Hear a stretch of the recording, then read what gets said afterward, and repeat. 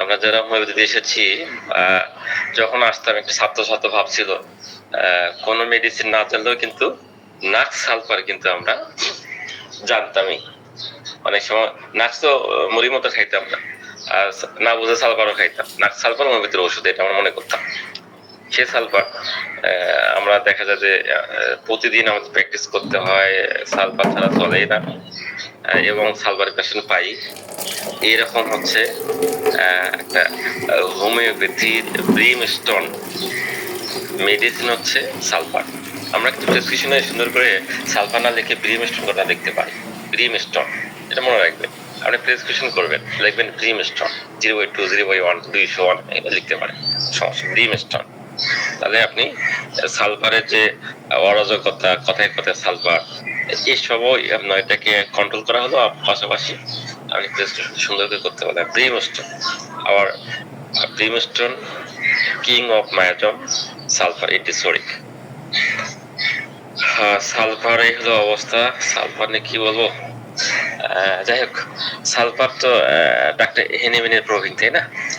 হেনিম্যানের প্রভিং এর যে মেডিসিন গুলো আছে এগুলো আমাদের ভালো করে করতে হবে। সব মেডিসিনই আছে, তার ভিতরে কিন্তু আমরা হেনিম্যানের যে হেনিম্যান স্যার যে প্রভিং গুলো করেছেন সেটা আমাদের খুবই ভালো করে করতে হবে। সালফার কোথায় কাজ করে? নর্মালি দেখবেন যে এই যে আমরা যখন চর্মরোগে সাপ্রেশন করা হয়, আমার কাছে বেশি প্রয়োজন হয় যে এরকম যে আসলে যারা হোমিওপ্যাথিতে আসে, দেখবেন যে এলোপ্যাথি ওষুধ খেয়ে আসে, ওই গাছের গসা খেয়ে আসে, পাশাপাশি দেখবেন যে এই যে পারদ টাইপের মেডিসিন উল্টা পাল্টা খেয়ে আসে। এই উল্টা পাল্টা করে নিয়ে একটা সাপ্রেশন ক্রিয়েট করে বডিতে, পুরো বডিটা মানে সেরাবেরা অবস্থা, মানে কি বলবো, এলোমেলো অবস্থা এরকম করে এখন আসে হোমিওপ্যাথির কাছে। এরকম যখন আসে এই ক্রনিক ক্ষেত্রে, এই যে সাপ্রেশন অবস্থা একটা ক্রনিক ক্ষেত্রে কিন্তু আমাদের হচ্ছে এই সালফার মেডিসিনটা, অনেকেই বলছে যে ক্রনিক ক্ষেত্রে সালফার মেডিসিনটা শুরুতে ভালো কাজ করে। এটা বড়িকের বই আছে, দেখবেন যে পুরাতন রোগে চিকিৎসার ক্ষেত্রে শুরুতে সালফার খুব ভালো কাজ করে। বড়িকের ইন্ট্রোডাকশন করে দেখবেন। ক্রনিক রোগের সালফার তো আপনারা অনেকেই লক্ষণ ভেদে অনেক কিছু দিবেন, অনেকে জানেন না। আমি সেটা বলছি না, কিছু জিনিস আমি অ্যাড করে দেওয়ার চেষ্টা করছি যাতে করে আমাদের একটা নতুনত্ব কিছু লাইন পেয়ে থাকি, যেটুকু আমরা একটু প্র্যাকটিস আর ভালো করতে পারবো। নর্মাল লক্ষণ তো আমরা জানবোই, যে এই জায়গাটা ভেরি ইম্পর্টেন্ট। ক্রনিক ক্রনিক রোগের ক্ষেত্রে শুরুতে সালফার ভালো কাজ করে, উপযোগী। হ্যাঁ, এবং তরুণ রোগের শেষে, সাপোজ আপনি সর্দি জ্বর কাশি হয়েছে, এখন এক দিয়েছেন বা বেলেডোনা দিয়েছেন বা অন্য রাষ্ট্র বিভিন্ন কিছু দিয়েছেন, হ্যাঁ, যাচ্ছে না রিভার্স করতেছে, হ্যাঁ, এরকম ক্ষেত্রে তরুণ রোগের এই যে ওষুধগুলি দেওয়ার পর পরবর্তীতে সালফার দিবেন, দেখবেন যে কাজ করতেছে না, ওর হচ্ছে যেটা কি বলে ভাইটাল ফোর্সটা অ্যাক্টিভ হবে, এরপরে ওষুধ দিয়ে কাজ করবে। এটা একটা ক্ষেত্র। শুধুমাত্র লক্ষণ দিয়ে দিবেন, ঠিক আছে, লক্ষণ দিয়ে দিবেন, কিন্তু এই টেকনিক গুলো মাথায় রাখতে হবে। কখন কি দিব, কখন কোনটা ভালো কাজ করে, তারপরে কি দিতে হয়, এবং এই সিগনিফিকেন্ট জায়গাগুলো কিন্তু আপনাদের ধরতে হবে। এই জন্য আপনাকে কিছু কিছু বই ভালো করে করতে হবে। বড়িকের বইটা আপনাকে ভালো করেই করতে হবে। কেন্দ্রের বইটা অনেক কষ্টকর করতে, কিন্তু পড়া উচিত। জানি কিন্তু আপনি দিনে একবার করে পড়বেন, একটা মেডিসিনও পড়বেন, ঘুরে ঘুরে করবেন, তারপর ডেস্কটপটা আপনি করতে পারেন। এরকম বেসিক কিছু বই আছে, কিন্তু আপনাকে সবসময় হাতে নজর রাখতে হবে। এবং বড়িকের ইন্ট্রোডাকশন এবং বড়িকের শেষে, মানে ম্যাথমেটিক্যাল শেষে কিছু কি দেওয়া যাবে, কোনটা ভালো কাজ করে, এবং কথাবার্তা কিন্তু আছে। তো বড়িকের ম্যাথমেটিক কিন্তু বড়িকের বইটা কিন্তু ছোট করেই দেয়া, অনেক বড় ধৈর্যহীন হয়ে যাবেন ব্যাপারটা এরকম না, কিন্তু ধৈর্যতে পড়তে হবে, তা আপনাকে অনেক সাপোর্ট দেবে। তাহলে দেখবেন, আমি বলছেন যে ক্রনিক রোগের শুরুতে সালফার খুব ভালো কাজ করে, এবং একিউট তরুণ রোগের ক্ষেত্রে শেষের দিকে সালফার খুব একটা ভালো কাজ করে। সো সালফার কিং রেমিডিস এন্টিসোরিক মায়াজমের আছে আমাদের সালফার, এটাকে মাথায় রাখতে হবে। এবং যেহেতু হেনিমিনের প্রভিং, সো এটাকে অবশ্যই আমাকে ভালো করে করতে হবে। এর কিছু অপব্যবহারও হয়, কথায় সালফার, এটা কিন্তু করা যাবে না। আমার প্র্যাকটিসে দেখছি সালফার ছাড়া আমি ভালো করতে পারি না। অন্যরা হয়তো করতে পারে, আমার কাছে দেখে কোনো না কোনো সালফার একটু লাগে। হ্যাঁ, আমার প্র্যাকটিসের কথা বলতেছি, যে সালফার দিলে আমি তো ভালো রেজাল্ট পাই। অনেকে শুনে আসছে ছাত্র জীবনে যে সালফার দেওয়া যাবে না, খুব সাবধান। হ্যাঁ, সাবধান, সালফার বেড়ে যাবে। হ্যাঁ, বেড়ে যাবে। আপনি সালফার কেন, যে কোনো মেডিসিনে যদি দেন, যদি ওভারডোজ করে ফেলেন, সিস্টেমের বহির্ভূত ঘনত্ব তো বেড়ে যাবেই, সালফারও বাড়বে। সালফার এটা খেয়াল করতে হবে যে বিশেষ করে কোথায় কোন ডোজ দিতে হয় সেটা তো মাথায় রাখতে হবে। হ্যাঁ, স্কিন ডোজে আপনি হাই ডোজ দিতে পারেন না, অবশ্যই আপনাকে লো ডোজ থেকে ধীরে ধীরে এগোতে হবে, এটা মাথায় রাখতে হবে। কিন্তু সালফার ক্রনিক ডোজে কিন্তু উচ্চ শক্তিতে প্রয়োগ করা অনেক অনেক ভালো রেজাল্ট দেখা যায়। হ্যাঁ, 200 দিয়ে দেওয়া শুরু করা যায়। তো আপনাকে অবশ্যই সালফার কিনা এটা বুঝতে হবে। 2 নম্বর কথা হচ্ছে রোগীর ভাইটালিটি দেখেই আপনার হচ্ছে হয়তো আপনার পটেন্সিটা সিলেকশন করবেন। খুব বেশি উইক হলে, খুব বেশি দুর্বল, সেক্ষেত্রে তো হাই ডোজ আপনি দিতে পারেন না কখনো। তাকে লো ডোজ দিয়ে দিয়ে তাকে ভাইটাল ফোর্সটা অ্যাক্টিভ করে ধীরে ধীরে গ্রুপে দিকে করবে। আবার তার একটা রোগের রোগীর ভাইটাল ফোর্স খুবই ভালো, তাকে কেন আপনি লো শক্তি দিবেন? তাকে উচ্চ শক্তি দিবেন, তার ব্যালেন্স করে দেখবেন খুব দ্রুত কাজ করবে। আর একুইট কেস আর একটা জিনিস বলি, একুইট কেসে অনেক ক্ষেত্রে নিম্ন শক্তির চেয়ে মানে উচ্চ শক্তি খুব ভালো কাজ করে। জ্বর আসছে, হ্যাঁ, দেখবেন যে ভাইটাল ফোর্স ভালো ভালো দেখেন, অনেক সময় আপনি দেখবেন 200 অনএম দিবেন, ওই যে 630 চেয়ে ভালো কাজ করে। একুইট কেসে অনেক সময় কিন্তু উচ্চ শক্তি দেওয়া যেতে পারে, অবশ্যই এটাকে আপনি ভাইটাল ফোর্স, তার ফিজিক্যাল অবস্থা দেখেই আপনি নির্ধারণ করবেন। আমার অভিজ্ঞতা এই একুইট কেসে উচ্চ শক্তি ভালো কাজ করে। হ্যাঁ, এবং স্কিনের ক্ষেত্রে আপনার এইটা যেহেতু অ্যাকুরেশনটা বেশি হয়, এখানে আপনি লো ডোজ দিয়ে 0/1 2 3 4 এগুলো দিয়ে শুরু করতে, অথবা 6 দিয়ে শুরু করতে পারেন। এভাবে এগোতে হবে। তো সালফার সালফার আমরা এইভাবে এটা মাথায় রাখবো। তো যেহেতু হেনিমেনে প্রোভিং কোথায় ভালো কাজ করে, স্কিনে একটা ভালো জায়গা আছে, স্কিনে একটা একজিমা, হ্যাঁ, একজিমা সোরিয়াসিস, এটা একটা খুব ভালো কাজ করে। চর্মটা কিরকম সালফারে, চর্মে অনেক সময় জ্বালা থাকে, উত্তাপ থাকে, উত্তাপ ও জ্বালা, উত্তাপ উত্তাপ বার্নিং সেন্সেশন, হাতের তলে জ্বালা, পায়ের তলে জ্বালা। হ্যাঁ, এটা কিন্তু সালফারকে আমাদেরকে স্মরণ করে দেয়, একটা ধাক্কা দেয়। রোগী যখনই বলবে ডাক্তার সাহেব আমার পায়ের তলে জ্বালা, আমার হাতের তলে জ্বালা, মাথা জ্বালা, যখনই জ্বালার কথা বলবে আপনার কিন্তু মাথায় একটা ধাক্কা দিবে, সালফার হতে পারে। সঙ্গে সঙ্গে সালফার দিবেন না, আপনি কি ধাক্কা দেবে যে এটা সালফার হতে পারে। এরপরে আপনার ডাক্তার দিল, আপনি পেয়ে গেলেন ডাক্তার সাহেব আমার দুধ নামা সহ্য হয় না, আপনি এটাকে আরো একটু এগিয়ে গেলেন। এরপরে ডাক্তার সাহেব আমার, আমি মিষ্টি খুব পছন্দ, হম, মিষ্টি খুব পছন্দ, আপনি আরো এগিয়ে গেলেন। আপনি রোগীর দিকে ফিজিক্যাল অপারেশন করে একটু নোংরা টাইপের, চুলগুলো এলোমেলো, পুরানা কাপড় পরে আসছে, হ্যাঁ, তার ঠোঁট গুলো দিতে লাল লাল, সকল অরিফিস গুলো, নাকের দ্বার অরিফিস গুলো, তারপরে রেকটাম বলেন, নাকের দ্বার বলেন, চোখের এই যে এখানে মিউকাস মেমব্রেন বলেন, ঠোঁট বলেন, লাল লাল। হ্যাঁ, তারপর খুঁজে টুজে দেখলেন, তার হচ্ছে দেখলেন যে তার পাতলা পায়খানা, বা সকালবেলা উঠে মলদার মানে বাথরুমে ধরেছে, অথবা তার পাতলা পায়খানার একটা, অথবা ডায়রিয়া ডিসেন্টারি একটা ইতিহাস আছে। হ্যাঁ, তার চর্মরোগের ইতিহাস আছে। এই তো আপনি সালফারের দিকে চলে যাচ্ছেন, দেখেন সালফারে তারা কি হয়, দুপুর বেলা যখন 11টার দিকে বাজে, এটা একটা খালি খালি ভাব, কোথা কোথা ভাব লাগে, কিছু না খালি তার একটা মানে ভালো লাগে না, মাথা ব্যথা করে তার। তাহলে এই তো আপনি এই সালফার পেয়ে গেলেন। এইভাবে লক্ষণ নিয়ে অবজারভেশন করে আপনাকে এগোতে হবে। সালফারের চর্মটা কিরকম উত্তাপ ও জ্বালা থাকে, এবং যেটা কিনা অনেক বেশি চুলকানি সৃষ্টি করে। এই জ্বালাটা, এই যে একটা চর্মের সমস্যা দেখবেন বিছানার গরমে কিন্তু অনেক মেডিসিন বৃদ্ধি পায়, মাক্সল আছে, অনেক মেডিসিন আছে বৃদ্ধি পেতে পারে, কাস্টক্সিন বিছানার গরমে বৃদ্ধি পায়, কিন্তু হোক বৃদ্ধি পায়, কিন্তু আমি দেখবো সালফার কিনা, সালফারের যে অন্যান্য জেনারেল লক্ষণগুলো নিয়ে তাকে চেষ্টা করবো। তার এবং তার যে যে বডিগুলো সাধারণত যে তন্তুগুলো অনেক সময় দেখেন অনেক মানে কাজ করতেছে না, বডিতে শিথিল হয়ে গেছে, এসব কারণে শারীরিকভাবে অনেক বেশি মানসিক শারীরিকভাবে দুর্বল হয়ে যায়।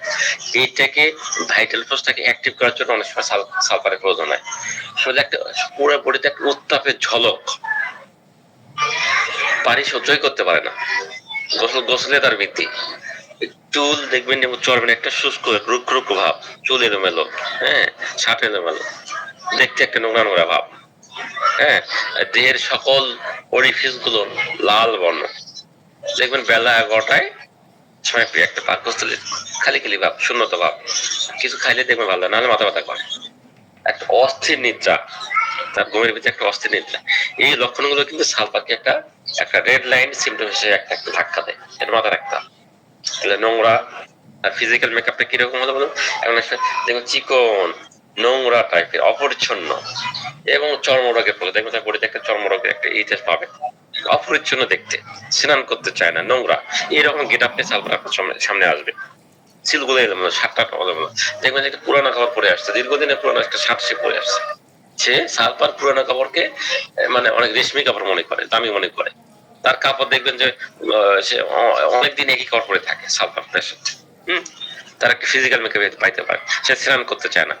যখন সুনির্বাচিত ওষুধ কাজ করতেছে না তরুণ রোগে, এইরকম ক্ষেত্রে সালফার একটা প্রতিক্রিয়া সৃষ্টি করে বডিতে, তরুণ রোগে ওষুধ ভালো দিয়ে এখন দিচ্ছেন, বেলেরনে দিচ্ছেন, বিভিন্ন ওষুধ দিয়ে কাজ করছে না, বারবার আপনি বিফল হচ্ছেন। এরকম অবস্থার ক্ষেত্রে সালফার ওই রোগীর শরীরে একটা একটা শক্তি ক্রিয়েট করতে পারে, প্রতিক্রিয়া, মানে ওষুধ দিচ্ছেন আসলে এই ভাইটাল ফোর্স এনার্জি নেই এই শক্তিকে ধারণ করার মতো, এরকম অবস্থায় যদি সালফার দিয়ে দিতে পারেন তাহলে এনার্জিটা, বডিতে এনার্জি পাবে, ভাইটাল ফোর্স শক্তিশালী হবে, এরপর ওষুধটা ভালো কাজ করবে। এই কজেশন হিসেবে আপনি সালফারকে চিন্তা করতে পারেন। আবার একটা জায়গা আছে, এলে কিন্তু লক্ষণের পাশাপাশি কি নোট, কখন সালফার দিব, আবার দেখা যাচ্ছে একটা রোগ রিভার্স হচ্ছে, রিভার্স বারবার ফিরে আসে, রোগ ওষুধ দেন ভালো হয়, ওষুধ দেন ভালো হয়, এই চর্মরোগ হয়েছিল ভালো হয়েছে, সর্দি কাশি হয়েছিল ভালো হয়েছে আবার হয়েছে, ঠান্ডা লাগছিল আবার ভালো হয়েছে, এই যে রিভার্স রিভার্স রিভার্স বারবার ফিরে ফিরে আসতেছে।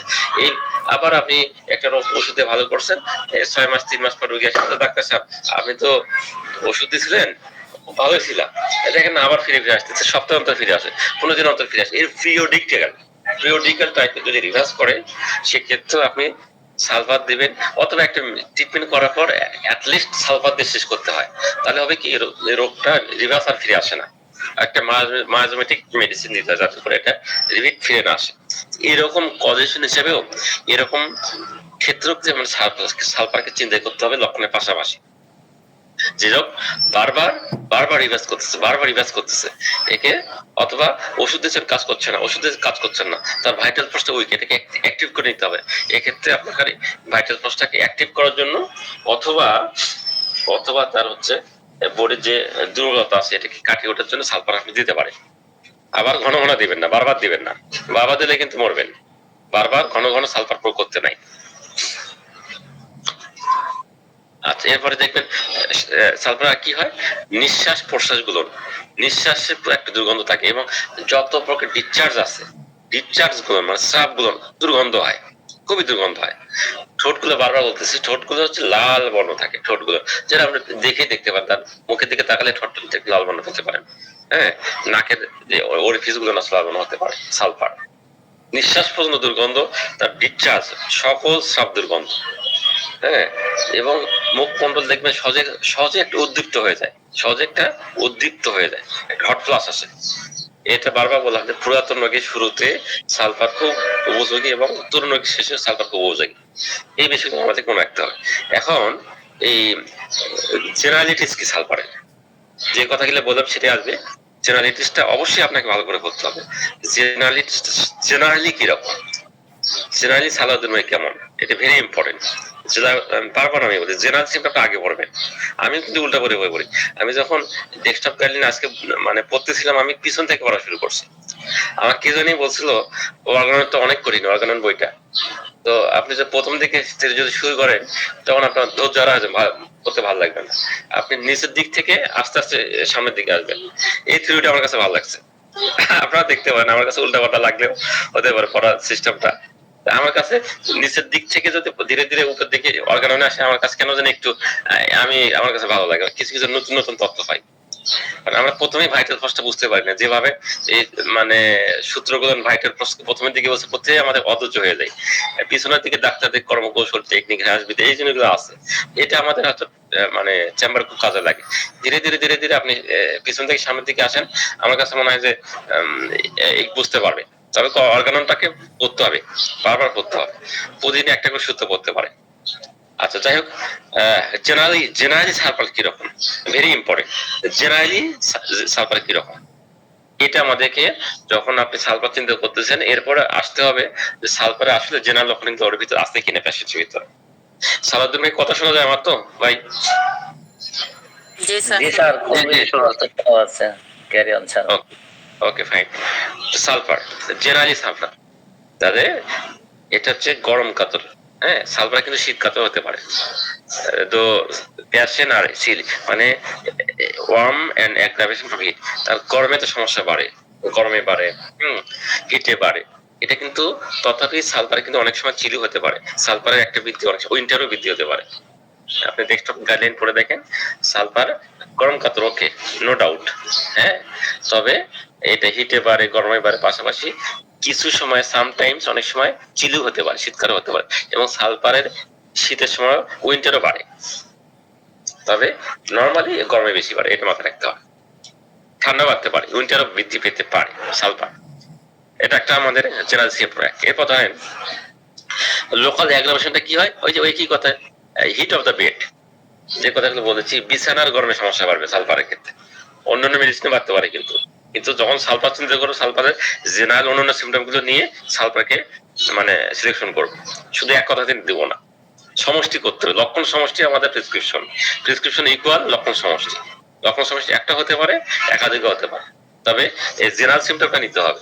জেনারেল সিমটমটা না নিলে কিন্তু আপনার খুব ভালো রেজাল্ট নাও হইতে পারে। যে অন্যান্য লক্ষণ পেয়েছেন, মেন্টাল রাজবৃত্তি বা এর সাথে যে জেনারেল সিমটমটা মিলাতে পারে, তার ওষুধ খুব ভালো কাজ করবে। This is a technique sulphur. আর এরপরে আসেন অ্যাগ্রাভেশন, দেখেন এইটাই পেয়ে গেছে, অ্যাগ্রাভেশন ইন দা উইন্টার, শীতের সময় কিন্তু অ্যাগ্রাভেশন হতে পারে, বৃদ্ধি হতে পারে সালফারে। Aggravation at 11 AM with hunger, headache etcetera. মানে ওই যে বললাম কিছুক্ষণ আগে বলেছিলাম, সকাল 11টা বাজে তার একটা ক্ষুধা ক্ষুধা খালি খালি ভাব লাগে, কিছু না খেলে তার মাথা ব্যথা, আর অনেক অনেক কিছু হতে পারে। মাথা ব্যথা যেন অন্য সপ্তাহ বমি বমি ভাব আসতে পারে, কাজে অস্থিরতা আসতে পারে। হ্যাঁ, কিন্তু এই দুপুর 11টা 12টা যখনই হবে, তখনই তার কি হবে, একটা ক্ষুধা ভাব, খালি খালি ভাব আসবে। এই যেই খাবে তার কিন্তু ভালো আসছে, মাথা ব্যথা নেই, সে বাদে কাজে এনার্জি পাবে। এই 11টা বাজলেই, 11টা 12টার দিকে তার কিছু খেতে হয়, ক্ষুধা ক্ষুধা ভাব, একটা খালি খালি ভাব পেটে আসে, sulphur. Aggravation at night in the bed, ওই যে চুলকানি বা অন্য রোগ হতে পারে, রাতের বেলা তার সমস্যা বাড়তে পারে। হ্যাঁ, রাতে সমস্যা, দিনে বাড়বে না, বিষটা এরকম না, রাতে বেশি বাড়বে। অ্যাগ্রাভেশন ফ্রম স্ট্যান্ডিং, দেখবেন অনেক সময় লো ব্যাক থাকে, কোমরে ব্যথা থাকে, অথবা ডায়রিয়া, এসব ক্ষেত্রে অনেক সময় দাঁড়িয়ে থাকতে পারে না, তাকে ডায়রিয়া হতে তাকে দৌড়ে বাথরুমে যেতে। হ্যাঁ, স্ট্যান্ডিং অনেক সময়, স্ট্যান্ডিং এরকম যে সালফারের রোগী ব্যাংকে টাকা জমা দিয়ে গেছে, সে ওই দাঁড়িয়ে থাকতে চাবে না, সে বলবে আগে টাকা দেওয়ার চেষ্টা করে যে কোনো ভাবে, যে দাঁড়িয়ে থাকলে তার একটা অ্যাগ্রাভেশন হয় সালফার। শুইলে অ্যামিলেশন অন লাইং, যখন সে শুয়ে তখন তার ভালো লাগে, দাঁড়িয়ে থাকতে সমস্যা বাড়ে, যখন সে শুয়ে পড়ে তখন তার অনেক ভালো লাগে, আরাম লাগে, সালফার। অ্যাগ্রাভেশন, অ্যাভারশনটা কি রকম হয়, অ্যাগ্রাভেশন ফ্রম বাথিং, ওই যে general aversion and aggravation from bathing, যে গোসল সহ্য করতে পারে না, গোসলে তার অনিচ্ছা, যেটা আমরা নরেন্দ্রনাথের বই আমি পড়েছিলাম, যে গোসলে অনিয়া। এর সাথে অফেন্সিভ ডিসচার্জ মনে রাখতে হবে সালফারের ক্ষেত্রে। অফেন্সিভ ডিসচার্জ, দুর্গন্ধ সকল, মল মূত্র ঘাম যেটা হোক না এখন, সকল ডিসচার্জ হবে অফেন্সিভ, দ্যাট ইজ দুর্গন্ধ। তার মল মূত্র ঘাম ডিসচার্জ, সকল ডিসচার্জ হবে। তার এক্সেসিভ সোয়েটস থাকবে, তার অনেক ঘাম বেশি থাকবে, excessive sweat, sulphur sweats excessively, মানে তার ঘামের পরিমাণটা অনেক বেশি থাকবে, আর সকল ডিসচার্জ থাকবে দুর্গন্ধ। সালফারের ক্ষেত্রে একটা লক্ষণ অনেক সময় পেয়ে যাই আমরা, সাপ্রেশন ইরাপশন অর ডিসচার্জ। এই ডিসচার্জ গুলো সাপ্রেশন দুই ভাবে হতে পারে। সাপ্রেশন ডিসচার্জ হতে একটা তো এই যে চুলকানি হতে পারে, চুলকানি, পাতলা হাবিজাবি, বা যে কোনো রোগও সাপ্রেশন হতে পারে।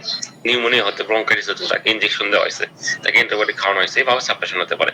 অথবা সেক্সুয়াল কোনো এলিমেন্টস সে টেকেন করছে, মানে সেক্স বাড়ানোর জন্য পাঁচজ্যোতি মেডিসিন, রাস্তাঘাটে কাছে মেডিসিন খায়, এরকম খাওয়া কিন্তু তারকে সাপ্রেস করতে পারে।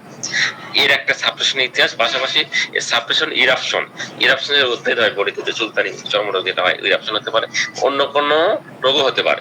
আর একটা ডিসচার্জ সাপ্রেশন কিরকম, যে তার ডিসেন্ট্রি হয়তো হসপিটালে ভর্তি করা হয়েছে, এরপর ইনজেকশন স্যালাইন যা সব দিছে, তার যে ডিসচার্জটা বের হচ্ছিল, এটাকে আটকাইছে কি দিয়ে, ইনজেকশন দিয়ে। অ্যান্টিবায়োটিক দিয়ে। এই ক্ষেত্রেও কিন্তু তার একটা রক্ত বডি থেকে বের হচ্ছিল। মেয়েদের অনেক সময় হয়ে যায় যে ইউটারাস থেকে অনেক রক্ত পড়ে যাচ্ছে, তাকে কন্ট্রোল করার জন্য তাকে তাৎক্ষণিক ইমার্জেন্সি ভাবে অ্যান্টিবায়োটিক দিতে হয়েছে, ইনজেকশন দিতে হয়েছে। এই যে এটা কিন্তু একটা ধরনের সাপ্রেশন হতে পারে। তো এরকম সাপ্রেশন, ইরাপশন সাপ্রেশন হতে পারে মলম লাগে অ্যান্টিবায়োটিক খেয়ে, অথবা যে কোনো রোগের সাপ্রেশন উল্টাপাল্টা ট্রিটমেন্ট করে। এই ট্রিটমেন্ট সেই ক্ষেত্রে আপনার সালফারকে আমরা একটা জেনারেল সিমটম হিসেবে চিন্তা করবো। সাপ্রেশন ইতিহাস থাকবে সালফারকে। সালফার বার্নিং পেইন, তার জ্বালা করে, তার ব্যথা যন্ত্র জ্বালা, যে মাথার হাতের তালু জ্বালা, পায়ের তলা জ্বালা, এবং শীতের দিনেও তার জ্বালা। শীতের দিনেও দেখবেন তাকে কাপড় ঢাকে রাখতে হবে পায়ে, শরীরে তার জ্বালা, মানে এই চটকা মারবে আর কি, পা থেকে কাপড় মানে ফেলে দেবে। সালফার অ্যাগ্রাভেশনটা কিন্তু এই আমাদের যে ক্লাউডি ডে, আকাশ মেঘাচ্ছন্ন এরকম ডে হতে পারে, এটাও হতে পারে। নরমালি গরমে বাড়ে, হিটে বাড়ে, অ্যাগ্রাভেশন অফ বিছানার গরমে বাড়ে, উইন্টারে সমস্যা বাড়ে, শীতকালে বাড়ে, এবং 11টার সময় তার ক্ষুধা ক্ষুধা ভাব আসে, যে মাথা ব্যথা বা অন্য টাইপের যে কোনো প্রবলেম খাইলে তার উপশম হবে। রাত্রের বেলা তার সমস্যা বাড়বে, বিছানায় বাড়বে, এবং স্ট্যান্ডিং সালফার পেশেন্টরা দাঁড়িয়ে থাকতে পারবে না, যে কোনো পেইন হতে পারে, ডায়রিয়া হতে পারে, লো ব্যাক পেইন, কোমরে মাথা ব্যথা হতে পারে, সেটা থাকতে পারছে না, হতে পারে, এবং শরীরে তার ভালো লাগবে। এরপরে অ্যাগ্রাভেশনটা গোসলের পানি তা সহ্য করতে পারবে না, পানিতে তার অসহ্য হবে, হ্যাঁ, তার ডিসচার্জ গুলো হবে খুবই দুর্গন্ধ, মলমূত্র ডিসচার্জ যেটা হোক না কেন, ঘামটা এক্সেসিভ, তার ঘাম থাকবে বডিতে। সালফার মানে সোয়েটস এক্সেসিভলি, মাথায় রাখতে হবে, ঘাম থাকতে হবে, এবং জেনারেলি একটা সাপ্রেশনের ইতিহাস, একটা চাপা পড়া ইতিহাস থাকবে সালফারের ভিতর। সেটা ইরাপশন সাপ্রেস হতে পারে, ডিসচার্জ যে কোনো তার চাপা পড়া হতে পারে, যে কোনো প্রকার রোগ উল্টা পাল্টা ট্রিটমেন্ট করে চাপা পড়া হতে পারে। সালফার বার্নিং পেইন, যে কোনো ব্যথা পিঠে একটা জ্বালা কর টাইপের ব্যথা থাকতে পারে। অ্যাগ্রাভেশন অন দা উইকেন্ড, প্রতি সপ্তাহে সে তার বৃদ্ধি পাবে, তার রোগটা, তার সমস্যাটা প্রতি সপ্তাহে বৃদ্ধি পাবে, এটা আমাদের মাথায় রাখতে হবে। এবং অ্যাগ্রাভেশনটা ক্লাউডি ডে, আকাশ মেঘাচ্ছন্ন, হ্যাঁ, এরকম হলেও আকাশে মেঘ জমছে হতে পারে। সালফার রোগী কেমন দেখতে বলেছিলাম, একটা চিকন টাইপের হতে পারে, যে কিনা নোংরা, ঠোঁট দুটো লাল, হ্যাঁ, অগোছালো, চুল দিকে অগোছালো, শার্টপাট কাপড় চোপড় অগোছালো থাকবে, নোংরা থাকবে, হ্যাঁ, এবং ঠোঁট লাল থাকবে, এবং দেখতেছে একটু চিকন টাইপের বেশি হয়, চুলগুলো অগোছালো, গ্রেসি, ধূসর, এরকম একটা ফিজিক্যাল মেকআপ আমরা ওখানে পেয়ে যাচ্ছে, গঠন তার একটা কনস্টিটিউশন পেয়ে যাবো। এরপরে অ্যাগ্রাভেশন আমরা পেয়ে গেলাম। এখন আসেন মেন্টালি কিরকম sulphur. Mentally sulphur is a selfish, sulphur is a selfish মানে ও কিন্তু সবচেয়ে আত্মকেন্দ্রিক হয়ে থাকে, এগোটিজম থাকে তার ভিতর, এবং সে মনে করে আমাকে এটা হতে হবে, এটা হতে হবে, আমি সবচেয়ে বেশি জানি। এ হচ্ছে মানে কি বলবো, এটাকে বলা যায় ফিলোসফিক্যাল। এর কাছে যে কোনো একটা কথা বলে, এমন দর্শন, এমন ভাবে বুঝে পৃথিবীতে সে সবচেয়ে বেশি বড় জনতা, এর চেয়ে বেশি কেউ জানে না, সে সবচেয়ে বেশি পণ্ডিত জ্ঞানী। আপনি একটা প্রজেক্ট করবেন, এই প্রজেক্টে অনেক এত চমৎকার করে প্রজেক্টটা বলবে, কিন্তু এটা করে ফেলবো, ওটা করে ফেলবো, কোনো প্রজেক্টই ঠিক মতো সে করতে পারবে না, কিন্তু আপনার থিওরি অনেক বেশি দেবে, থিওরাইজিং। তবে হ্যাঁ, এই সালফার পেশেন্টরা কিন্তু খুব ইন্টেলেকচুয়াল হয়, এরা কিন্তু খুবই বেশি ইন্টেলেকচুয়াল। আমার পৃথিবীতে দেখবেন যারা বেশি ইন্টেলেকচুয়াল তারা কিন্তু অনেক বেশি সালফার পেশেন্ট পেতে পারে। সালফারের ডার্ক ডিপ্রেশন থাকতে পারে, হ্যাঁ, সালফার অনেক সময় লেজিনেস, অলসতা। সালফার কিন্তু শুধু ইন্টেলেকচুয়াল না, তার পণ্ডিত ব্যক্তি এরকম, এটাও ঠিক আছে, অনেক সময় সে কিন্তু ইয়ে হয়ে যায়, অনেক সময় লেজি হয়ে যায়, লেজিও কিন্তু সালফার। তার টার্গেট ফিল আপ করছে, এটা করবে, ওটা করবে, এটা করবে, ওটা করবে, দুনিয়া সবকিছু করে ফেলবে, করতে করতে করতে যখন সে কিছুই করতে পারে না, তখন তার অলস ভাব চলে আসে বডিতে। হ্যাঁ, এই ক্ষেত্রে সে ইয়ে হয়। সবকিছুতে একটা কি থাকে, একটা তার একটা স্বাস্থ্য নিয়ে, রোগ নিয়ে একটা দুশ্চিন্তা, এনজাইটি থাকে, যাকে বলে এনজাইটি অ্যাবাউট হেলথ, এটা থাকতে পারে তার ভিতর।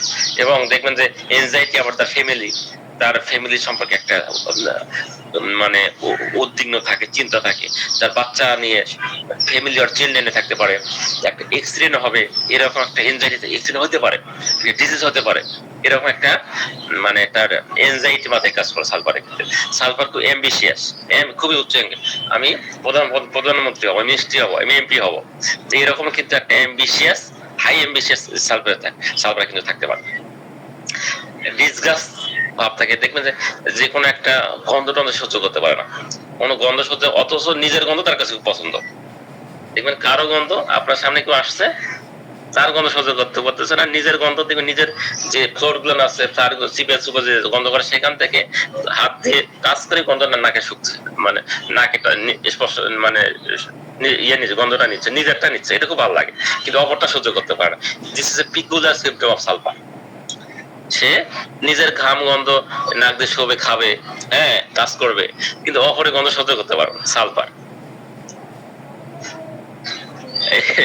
সেলফিশ, সালফার হচ্ছে সেলফিশ মনে রাখতে হবে। তার বিভিন্ন টাইপের ইম্পালস থাকে, হ্যাঁ ইম্পালস থাকে, তার একটা এনজাইটি থাকে ফ্যামিলি নিয়ে, ডিজিজ নিয়ে, তার সন্তান নিয়ে ইম্পালস থাকে। সে খুবই মনে হয় খুব থিওরাইজিং টাইপের, থিওরি বেশি দেবে, কাজ তেমন নাই, কাজে কর্মে নাই, প্র্যাকটিক্যাল নাই, কিন্তু থিওরিতে বেশি। হ্যাঁ সে হচ্ছে আপনারা দেখবেন যে খুবই ইন্টেলেকচুয়াল, পড়ালেখা বলেন, তার চিন্তা চেতনা দেখবেন অনেক বেশি মেধাবী, হ্যাঁ অনেক ফিলোসফিক্যাল, আপনি মনে হয় এর মধ্যে জ্ঞানী পৃথিবীতে কেউ নেই, আপনাকে এরকম মনে হবে। anxiety about health, anxiety about family, syndrome, accident, disease, এসব নিয়ে খুব বেশি anxiety থাকে, ambitious বেশি, critical টাইপের, selfish টাইপের, তার অনেক সময় ফিয়ার থাকে, ফিয়ার অ্যাবাউট হাইট, এই যে উপরের দিকে তাকাতে পারে না, উপর দিকে সে উঠতে পারে না, এবং কেউ যদি উপরে ওঠে সেটা সে নিজে ভয় করে, হাই রে উপরে উঠছে, নিজের ভিতরে ভয় করে, এরকম একটা ফিয়ার, এনজাইটি, ডিজিজ নিয়ে ফিয়ার থাকে, ক্লাস্ট্রোফোবিয়া থাকে, ইনফেকশনে ভয় থাকে, ক্যান্সারে ভয় থাকে, রিজেকশনে ভয় থাকে, এবং সে একটা, এবং এত কিছু নোংরা হলেও কিন্তু সে ফার্স্টে আছে, খুদখুদে শহর হয়, অনেক সময় নিজের নোংরা জিনিস ভালো লাগে, কিন্তু অপরের নোংরা জিনিস সে সহ্য করতে পারে না। সালফার মানে সেলফিশ। সালফারের একটা অদ্ভুত লক্ষণ আছে, sulphur repeats the questions before answering, repeats the questions before answering. দেখবেন যে আপনি রোগীকে এটা চেম্বারে পাবেন, যে আপনি তাকে জিজ্ঞেস করলেন একটা অ্যান্সার, মানে কোশ্চেন করলেন, সেই কোশ্চেনটা সে রিপিট দ্য কোশ্চেন, সেই কোশ্চেনটা রিপিট করে তারপরে সে অ্যান্সার দিবে। মানে কোশ্চেন দেওয়ার সময় মানে সে যেমন বলবে যে আপনাকে এটাতে পারে, তো তখন সে এটাতে পারে, তারপরে সে অ্যান্সারটা দিবে, মানে কোশ্চেনটা রিপিট করবে তারপরে অ্যান্সারটা দিবে, সালফার। আচ্ছা, এরপরে এখন আমরা একটু পার্টিকুলারই আসি, আমরা মেন্টাল জানলাম, রাজবৃদ্ধি পেয়ে গেলাম, জেনারেল সিম্পটম জানলাম, এখন একটু পার্টিকুলারই আমরা একটু আরেকটু এগোনোর চেষ্টা করি, সময় তো মনে আছে। আচ্ছা ঠিক 15 মিনিট পড়বো ইনশাল্লাহ। সালফার যেটা বলতেছিলাম, যে কি ফিজিক্যাল মেকআপটা কিরকম হয়, ফিজিক্যাল মেকআপটা কিরকম হয়, তার একটা চিকন টাইপ, কুজো টাইপের, সামনের দিকে মাথাটা মানে স্টুপিং করে কুজো হয়ে সামনের দিকে হাঁটে, মানে বৃদ্ধর মতো এরকম সে হাঁটে। তাকে ফিজিক্যাল মেকআপটা কিরকম বুঝলাম, সে হচ্ছে কি হয়, একটু থিন টাইপের হয়, নোংরা টাইপের হয়। এরা কিন্তু প্রায় গ্ল্যান্ডের অসুখে ভোগে, যাকে স্কুফোলা দোষ বোঝায়, এবং বিভিন্ন শিরে উপশিরায় তারা অনেক সময় ব্লাড ডিপোজিট হয়, লিভারে ব্লাড ডিপোজিট হয়, এরকম হতে পারে। সালফার রোগী দাঁড়িয়ে থাকা সবসময় কষ্ট করে, মাথায় রাখতে হবে, সে দাঁড়িয়ে থাকতে পারে, কোনোভাবে দাঁড়িয়ে সে অস্থিরতা করবে। সালফার কি নোংরা, অপরিচ্ছন্ন, চর্মরোগ থাকে, সে গোসল করতে চায় না, গোসল তার সমস্যা বেড়ে যায়, ঘুম থেকে জেগে উঠে তার অলসতা লাগে, হ্যাঁ মনে করে এই জীবনটা বেঁচে থাকা এত দুর্বলতা, অলসতা লাগে, এটা জীবনটা বেঁচে থাকা অর্থহীন। সালফারের পেশেন্ট শিশু কেমন হয়, দেখবেন যে গোসল করতে দিবেন না, সে গোসল করতে চাবে না, ঠান্ডা পানি সহ্য করতে সালফারের পেশেন্টরা, এই লক্ষণটা কিন্তু এন্ট্রিম করে আছে, এন্ট্রিম করে বাচ্চারাও কিন্তু ঠান্ডা পানি গোসল সহ্য করতে পারে না, কিন্তু এন্ট্রিম করে বাচ্চা খুব রাগী হয়, হ্যাঁ খুব খিটখিটে মেজাজ হয়। সালফার দেখবেন যে বাচ্চারা দেখবেন যে দেহটা শুকিয়ে গেছে, একটা চিকন টাইপের থাকে, একটা প্লেট যখন উল্টাবেন, উল্টালে একটা যে প্লেটের অপোজিট উল্টার মতো যে চিকন ভাবটা থাকে না, প্লেটটা যখন সোজা ভাবে দেখবেন যে অনেক চ্যাপ্টা লাগবে, তখন উল্টাবেন তখন কিছু চিকন লাগবে, এরকম উল্টা সরার মতো পেট ফুলে থাকে সালফারের বাচ্চাদের। অস্থির উত্তপ্ত, রাতে এত বেশি গরম থাকে, রাতে কাপড় চোপড় লাথি মারে ফেলে দেবে, লাইক হিপাসাবসেনিকুলা এরকমটা আছে। অনেক সময় কিমির ক্ষেত্রেও কিন্তু আমরা সিনা দেই, স্কিনাম দেই বা টিউক্রিয়াম দেই, কাজ হচ্ছে না, এই ক্ষেত্রে যদি আপনি সালফারের লক্ষণ সালফার দিতে পারেন, সালফার আপনার কৃমিকেও একটা ভালো রেজাল্ট দিতে পারে। কৃমির ক্ষেত্রে একটা সুনির্বাচিত ওষুধ বারবার দিচ্ছেন, কাজ করছে না, সেক্ষেত্রে আপনি সালফার দিয়ে দেখেন, একটা ভালো রেজাল্ট পেতে পারেন। এটা কিন্তু বারবার বলছিলাম যে সাধারণত ওষুধ দিয়ে ভালো ওষুধ কাজ হচ্ছে না, সেক্ষেত্রে সালফার চিন্তা করতে পারেন। এই সালফার কি করে, একটা তরুণ রোগে একটা জীবন শক্তিতে একটা এনার্জি দেয়, একটা ওষুধ যে কাজ করার মতো একটা ভাইটালিটি ফোর্স একটা বডিতে তৈরি করে, একটা প্রতিক্রিয়া সৃষ্টি করে সালফার, এবং এই প্রতিক্রিয়া সৃষ্টি করে পরবর্তীতে ওই ওষুধটা দিলে ওষুধটা খুব ভালো কাজ করে। কারণ ভাইটাল ফোর্স যদি শক্তিশালী না থাকে তাহলে কিন্তু ওষুধ কাজ করতে চায় না। সালফার। এরপরে আসেন, বারবার বলেছি যে চর্মরোগ একটা চাপা পড়া একটা টেন্ডেন্সি থাকে, তাই না? চর্মরোগ চাপা পড়ে যে কোনো গ্ল্যান্ডের অসুখ হয়েছে, গ্ল্যান্ড সুইলিং হয়েছে, এটা যদি ক্রনিক টাইপের হয় সেক্ষেত্রে কিন্তু পাশাপাশি কস্টিকাম সুইনামকে আপনার পাশাপাশি রাখতে হবে। যেসব কষ্ট বারবার ফিরে আসে, রিভার্স হয়, রিপিটেড আসে, ঋতুস্রাবের ক্ষেত্রে হতে পারে, সে লিকুরিয়া হতে পারে, এই কষ্ট বারবার ফিরে আসতেছে, তাকে রোগীকে স্থায়ী আরোগ্য দিচ্ছে না, স্থায়ী প্যালিয়েটিভ মানে সাময়িক প্যালিয়েটিভ দিচ্ছে, মানে অন্য ওষুধগুলো, সেক্ষেত্রে সালফার পরবর্তীতে দেবেন, এটাকে লং টাইম ভালো থাকতে পারে পেশেন্ট। সালফার ক্ষেত্রে কি বলেছিলাম, শরীরের যে কোনো জায়গা, চোখ, নাক, বুক, পেট, ডিম্বকোষ, এই হাত পা বা অন্য যে কোনো জায়গায় অতিরিক্ত রক্ত সঞ্চয় হয়ে যে টিউমার হয়, মারাত্মক টিউমার হলো বা একটা মারাত্মক প্রকৃতির একটা অসুখের সূচনা হলো, হ্যাঁ, বিশেষত যখন মহিলাদের ক্ষেত্রে যখন মেনস্ট্রুয়েশনটা বন্ধ হয়ে যায়, যে ক্লাইম্যাটিক পিরিয়ড বলে, এই সময় ক্ষেত্রে দেখা যায় যে শরীরে রক্ত জমে, চোখে হতে পারে, নাকে হতে পারে, বুকে হতে পারে, পেটে হতে, ডিম্বকোষে, ওভারিতে হতে পারে, হাত পা হতে পারে, যে কোনো জায়গাতে রক্ত জমে টিউমার হয় বা মারাত্মক প্রকৃতির অসুখ হয়, সেক্ষেত্রে এটা যদি স্পেশালি রজনবৃত্তিকালে, বিশেষ করে বোনদের বা মাদের দেখবেন যে যখন মেনস্ট্রুয়েশন বন্ধ হয়ে যায়, এই সময় যদি হয়, সেক্ষেত্রে ভালো মেডিসিন হচ্ছে সালফার। সালফার ক্ষেত্রে দেহের জ্বালার অনুভূতি মনে রাখতেই হবে, বিশেষ করে যে মাথার উপর জায়গাটা ভার্টেক্স, মাথায় হাতে দেখবেন যে মাথার উপর জায়গাটা জ্বালা, গরম, হ্যাঁ, যে রোগী এসে বলে ডাক্তার সাহেব এই জ্বালা আমার এই মাথায় হাত দিলে ব্যথা সবসময় ব্যথা, জ্বালা, এই ভার্টেক্স এই মাথার উপরে। চোখ দূরে দেখবেন চিলিক মারা জ্বালা, চোখে চিলিক মারা জ্বালা, চোখ দুটো, মুখে জ্বালা, কিন্তু লাল লাল ভাব থাকে না, মুখে জ্বালা থাকে কিন্তু মুখ লাল লাল ভাব থাকে, মুখে একটা ফুসকুড়ি হয়, এই ফুসকুড়িতেও জ্বালা, গলা শুকিয়ে জ্বালা করে, দেখবেন যে গলাটা ড্রাই হয়ে গেছে, সেখানে শুকিয়ে জ্বালা করতে, প্রথমে মুখের ডান দিকে হতে পারে, পরে একটা বাম দিকে জ্বালা করে, জ্বালা, এবং পাকস্থলী রেকটাম মলদারে জ্বালা, বিশেষ করে স্টোমাক, রেকটাম, এই জায়গাগুলো জ্বালা, পাইলসের ক্ষেত্রে আমরা কিন্তু পেয়ে যাই। পাইলসের ক্ষেত্রে এই জন্য সালফার আমাদের লাগে কোনো না কোনো লাগে। পাইলসের যে বডি হয়েছে, এই অর্শের বডি যাকে বলে, এটা চুলকায়, আগুনের তরঙ্গের মতো, অনেক সময় দেখা যায় যে প্রস্রাবে জ্বালা থাকে, বুকে জ্বালা, বুকে জ্বলে, এবং এই বুকে জ্বালা মুখ পর্যন্ত এই জ্বালা ভাব উঠে আসে, মুখে গলার এদিক পর্যন্ত উঠে আসে বুকের জ্বালা, দেহের সমস্ত চামড়ায় আগুনের হালকার মতো জ্বালা, এবং স্কাপুলার যেটা আছে, যেটা কাঁধের মাঝখানে যে হাড়, এখানে স্কাপুলা আছে, মাঝে মাঝে এই জায়গাটা জ্বালা করে, যদি এই জায়গাতে ফসফরাস একটা ভালো মেডিসিন, এই জ্বালা কিন্তু আর্সেনিকও জ্বালা আছে, আর্সেনিকের জ্বালা গরমে উপশম হবে, এটা মাথায় রাখতে হবে। জ্বালা সালফার প্রতি সপ্তাহে, হ্যাঁ, 2 সপ্তাহ বাদে একটু মাথা যন্ত্রণা, আপনি সিঙ্গুনিয়া দিয়েছেন, কাজ হচ্ছে না, ভালো হচ্ছে না, এরকম ক্ষেত্রে যদি রিভার্স টেন্ডেন্সি পান এবং সালফারের লক্ষণ যদি দুপুরবেলা 11টা থেকে ক্ষুধা ভাব থাকে এবং হাতের তালে পায়ের তালে জ্বালা, এইসব ক্ষেত্রে আপনি কি সালফার দেখবেন যে মাথার উপরটা গরম, মাথার হাতে দেখলেন গরম, পায়ের তলায় সালফার অনেক সময় কি হয় যে একদম মাথার উপর তলাটাও গরম, এমন পায়ের তলা অনেক ঠান্ডা হতে পারে, কিন্তু পায়ের তলাও কিন্তু জ্বালা থাকে, মাথার ভার্টেক্সে জ্বালা এবং পায়ের তলা ঠান্ডা, এই রেগুলার সিমটম পাশাপাশি যদি প্রতি সপ্তাহে 2 সপ্তাহ অন্তর দেখবেন যে একটা বমি ভাব, মাথা যন্ত্রণা থাকতেছে, একটা বমি ভাব আসতেছে, মাথা যন্ত্রণা, হেডেক আসতেছে, সেক্ষেত্রেও সালফার একটা গুড মেডিসিন। সালফারে কি হয়, মাথার ঠিক উপরের জায়গাটা সবসময় গরম ভাব, আমি কিছু কথা কিন্তু বারবার বলতেছি, এটা গুরুত্ব আছে বিধায়, এবং এই লক্ষণগুলো আমরা চেম্বারে পাই, মাথার ঠিক উপরে সবসময় গরম ভাব, সব সময়।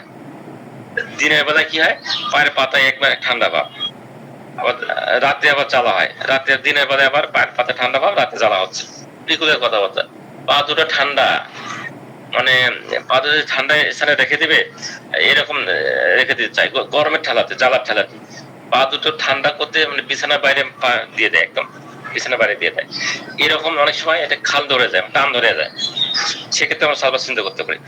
সালফারের একটা যে দুর্বলতা ভাব, অনেক অজ্ঞান হয়ে যেতে হবে দিনের বেলায়। একটা উত্তাপের ঝলক দেখা যায়, মাঝে মাঝে একটা সামান্য ঘাম দিয়ে দেখবেন আবার ওটা চলে গেছে, এই দুর্বলতা ভাবটা, অজ্ঞান ভাবটা কিন্তু চলে গেছে।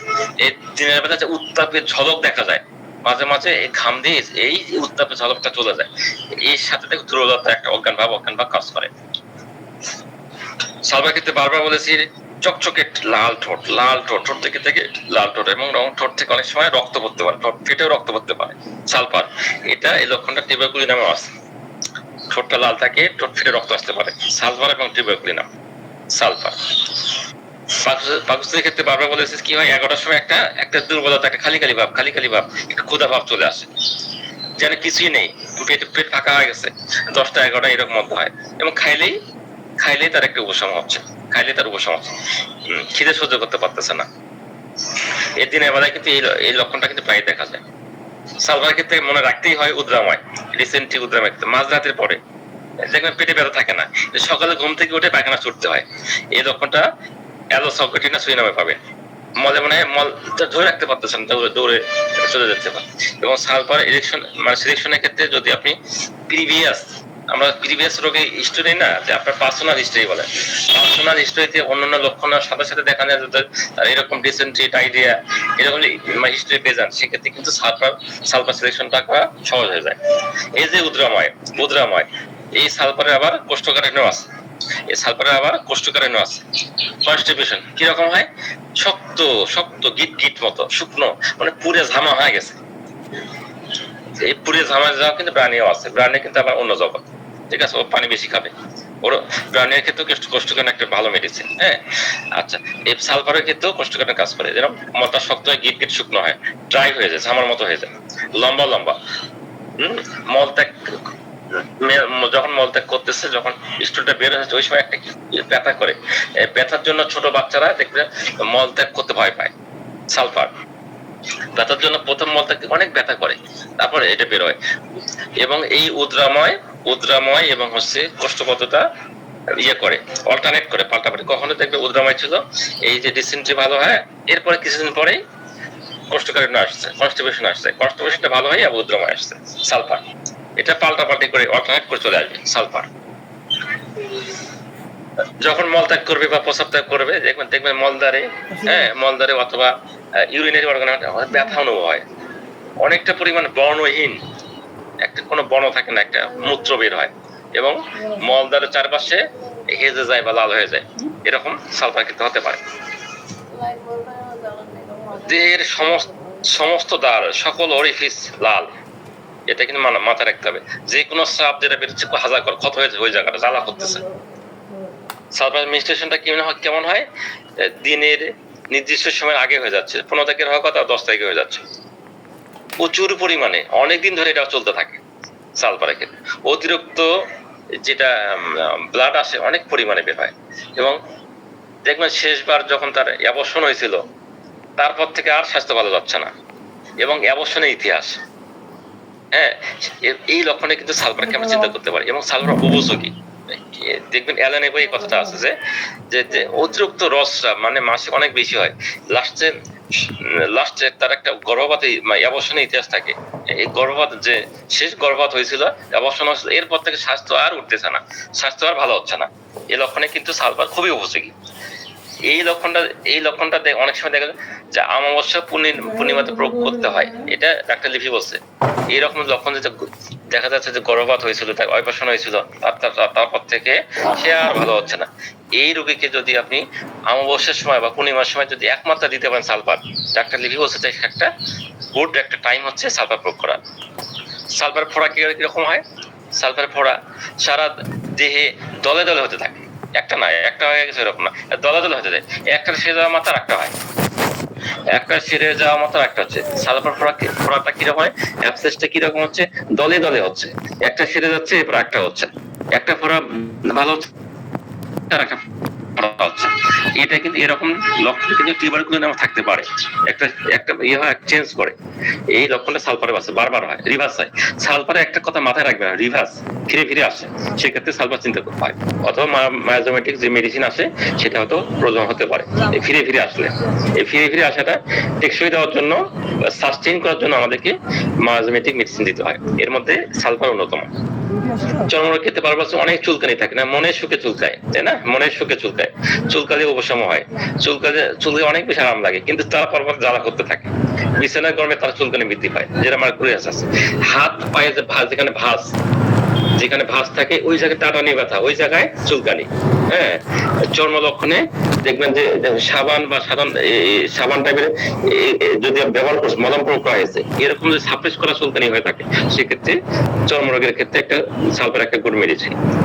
মাথায়, মস্তিষ্কে অনেক সময় গরম থাকে, মস্তিষ্কে, ফুসফুসে, সন্ধিগুলো যেখানে জয়েন্ট আছে, ওই জায়গাতে সেরাস মেমব্রেন বা মিউকাস মেমব্রেন, এই জায়গার একটা ভালো মেডিসিন হচ্ছে হলো, খুলে গেলে, সুইলিং হলে, ব্যথা করলে, সেক্ষেত্রে কিন্তু আমাদের এই যে সালফার একটা ভালো মেডিসিন। এবং ওই জায়গাতে ইনফ্লামেশন হয়, রস হয়, যদি একটা পানি জমে গেছে, এই ক্ষেত্রে কিন্তু ব্রানিয়া বা কেলিমিওর, এই জায়গাগুলো কিন্তু আপনার দেখবেন যে এই রসটা কিন্তু দেখবেন ওরা অনেক সময় কিন্তু ব্রানিয়া কিন্তু কেলিমিওর কিন্তু ওই রস ফলিত জমে কিন্তু চুষে নিতে পারে, কিন্তু অনেক ক্ষেত্রে দেখা যায় ব্রানিয়া কেলিমিওর রস শুষে নিতে পারছে না, ওই সেরাস ফ্লুইডটা মানে শুকাইতে পারছে না, সেক্ষেত্রে কিন্তু সালফার একটা উপযোগী মেডিসিন, মনে রাখতে হবে।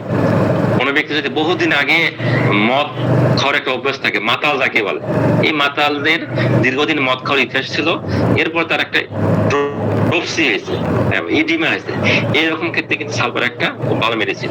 একবার মদ খাওয়া ছেড়ে দিয়ে আবার খেতে শুরু করলো, যদি আবার মদ খাইতো, নেশা করতো, আবার ছেড়ে দিয়েছে, আবার শুরু করছে, এই ক্ষেত্রে কিন্তু সালফার একটা, এই রোগীদের ক্ষেত্রে ভালো মেডিসিন সালফার। রাতে অনেক সময় সালফারে কি হয়, দম বন্ধের মতো অবস্থা হয়ে যায়, দম বন্ধ হয়ে যাবে, দরজা জানালা খুলে রাখতে চায়, দরজা বন্ধ করলে তার একটা দম বন্ধ হয়ে যাবে, রাত্রে বেলা এরকম হয়। মাঝরাতে হঠাৎ জেগে ওঠে, ঘুম আসতে চায় না, অস্থির নিদ্রা, সূর্যাস্তের পর যখন সূর্যটা চলে গেল একটা ঘুম ঘুম ভাব, অথচ সারা রাত জেগে থাকে, এরকম ক্ষেত্রেও সালফার একটা, রাতে দম বন্ধ করে যে অবস্থা, দরজা খুলে রাখতে হয়, সেক্ষেত্রে আমরা সালফারকে অ্যাজমার ক্ষেত্রে চিন্তা করতে পারি।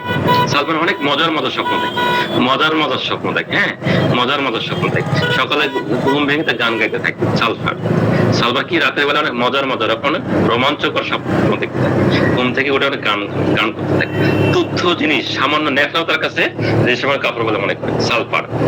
সালফার একটা ডিডিউশন আছে, পেটে যেন বাচ্চা নড়াচড়া করে, যেটা প্রকাশ থুজাতে আছে, এই লক্ষণটা সালফারেও আছে, যে পেটের ভিতরে একটা কি জানি নড়াচড়া করে বেড়াচ্ছে, যেটা কিনা থুজাতে পেট থেকে আমরা, যেখানে অবশ্য ফোর্থ গ্রেড মেডিসিন প্রকাশ থুজাতে লক্ষণটা আছে, সালফারও আছে।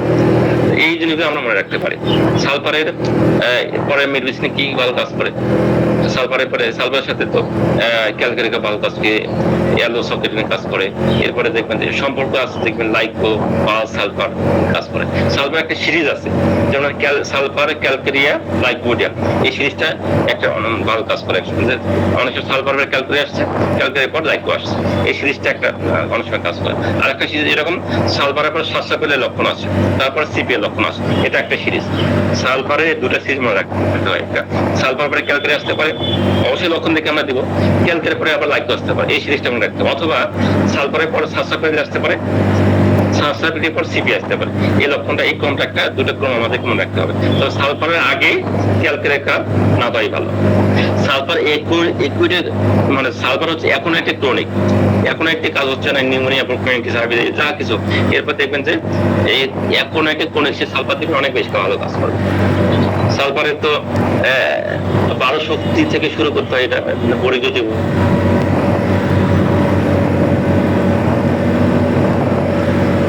বলছে, হ্যাঁ, অধিক শক্তি আপনি দিতে পারেন। ক্রনিক রোগীতে বারবার বলছে 200 শক্তি প্রয়োগ হতে পারে, ক্রনিক বলছে এটা, ক্রনিক রোগীতে 200 বা তার উপরে শক্তি প্রয়োগ হতে পারে, ক্রনিক বলছে। সমস্ত শক্তি কার্যকর, তবে হাঁপানি রোগে, হাঁপানি অ্যাজমার ক্ষেত্রে নিম্ন শক্তিও খুব ভালো কাজ করে। এই হলো আমাদের মোটামুটি সালফার।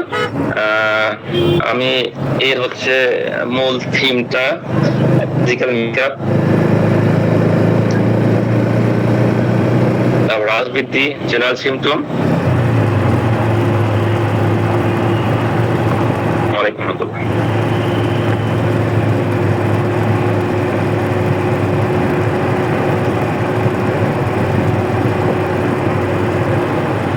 ওয়ালাইকুম আসসালাম। জি, জাযাকাল্লাহ খাইর। সালফার হোমিওপ্যাথিতে নাক, সালফার, আর্সেনিক ভুল পঠিত মেডিসিন প্রায় পড়ি। তারপরে সালফার মেডিসিন সিলেকশন অনেকেরই ভুল হয়, আমারও ভুল লাগে। স্যারকে ধন্যবাদ। স্যার, সালফারের মতো এত বড় মেডিসিন যেটা হেরিংয়ের গাইডিং সিমটমে 100 পাতা আছে, উনি ব্রিফ করে আমাদের সামনে উপস্থাপন করেছেন, আপনাকে ধন্যবাদ। জি, জাযাকাল্লাহ। Is there any question on today's lecture, specially sulphur? আসসালামু আলাইকুম স্যার। ওয়ালাইকুম আসসালাম। বড় জিনিস কি সংক্ষিপ্ত আকারে তুলে ধরা যায়, এটাই হলো বিশেষত্ব। তাকে ধন্যবাদ জানিয়েছেন এবং আমরা তারাই আমি একটু বলি, আমি এই কিছুক্ষণের ভিতরে আমি একটু রওনা হয়ে যাবো, ঢাকা যাচ্ছি, বুঝছেন। আমার ছোট ছেলের শ্বশুর খুব অসুস্থ করছিলাম সেদিন, আমি সেখানে একটু যাচ্ছি, ইনশাআল্লাহ একটু দোয়া চাই। আর আগামীকালের লিঙ্কটা আমি সালাউদ্দিন সাহেবকে কালকে আমাদের বিশ্বনাথ লিঙ্ক হয়তো আমি দিতে পারবো, কিন্তু আমি লিঙ্ক দিয়ে ঠিক মতো না থাকতে পারলে আমি মানসিকভাবে কষ্ট হই। এই জন্য যদি পারেন লিঙ্কটা, নাহলে আমি লিঙ্ক দেবো, কিন্তু অ্যাটেন্টিভলি আমি থাকতে পারবো না হয়তো। জি স্যার। আচ্ছা, ঠিক আছে, লিঙ্ক দিয়ে দেবো স্যার, নো প্রবলেম স্যার। আচ্ছা, লিঙ্কটা আমি যে লিঙ্কটা ইউজ করি, এই লিঙ্কটা 24 আওয়ার্স ওপেন থাকে। হ্যাঁ, আমাদেরটা ওই একই অবস্থা। আচ্ছা আচ্ছা আচ্ছা, জি, ঠিক আছে, ঠিক আছে। না, আব্দুল হান্নান স্যারের লিঙ্কে স্যার যদি জয়েন না করে তাহলে কেউ জয়েন করতে পারে না না না না না না না, মোটেই না। ওই দেখবেন এর আগে এমন হয়েছে স্যার, সেজন্য এই না, আপনি অন্য লিঙ্ক দিয়ে ঢুকতে পারেন, কিংবা এটা হতে পারে না। দেখেন, আমার ঢোকার আগে অনেকে ঢোকে, ম্যাডামরা ঢোকে দেখি। ও জি জি জি, ঠিক আছে। ওই যখন আপনি আমেরিকায় ছিলেন না স্যার, তখন এইরকম সমস্যা হয়েছে। না, তখন তো হতেই পারে, স্বাভাবিক কথা। জি জি, আচ্ছা ঠিক আছে স্যার। ঠিক আছে, সকলকে ধন্যবাদ। জি, আলহামদুলিল্লাহ, অসুবিধা নেই। কারো কোনো কোশ্চেন আছে?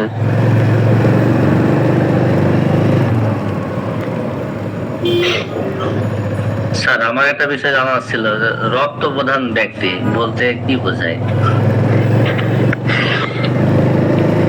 যার রক্তের উচ্ছ্বাস বেশি, চোখ মুখ লাল, বেল সাদৃশ্য, বেল রক্ত প্রধান ব্যক্তি, সোজা কথা। আমাদের মিথুন স্যার গান গাইতে, হ্যাঁ মিথুন স্যার, যে ইয়েটা যত ভাই বলেন। জি জি জি, কারেক্ট কারেক্ট, জি জি, মিথুন স্যার বলেন।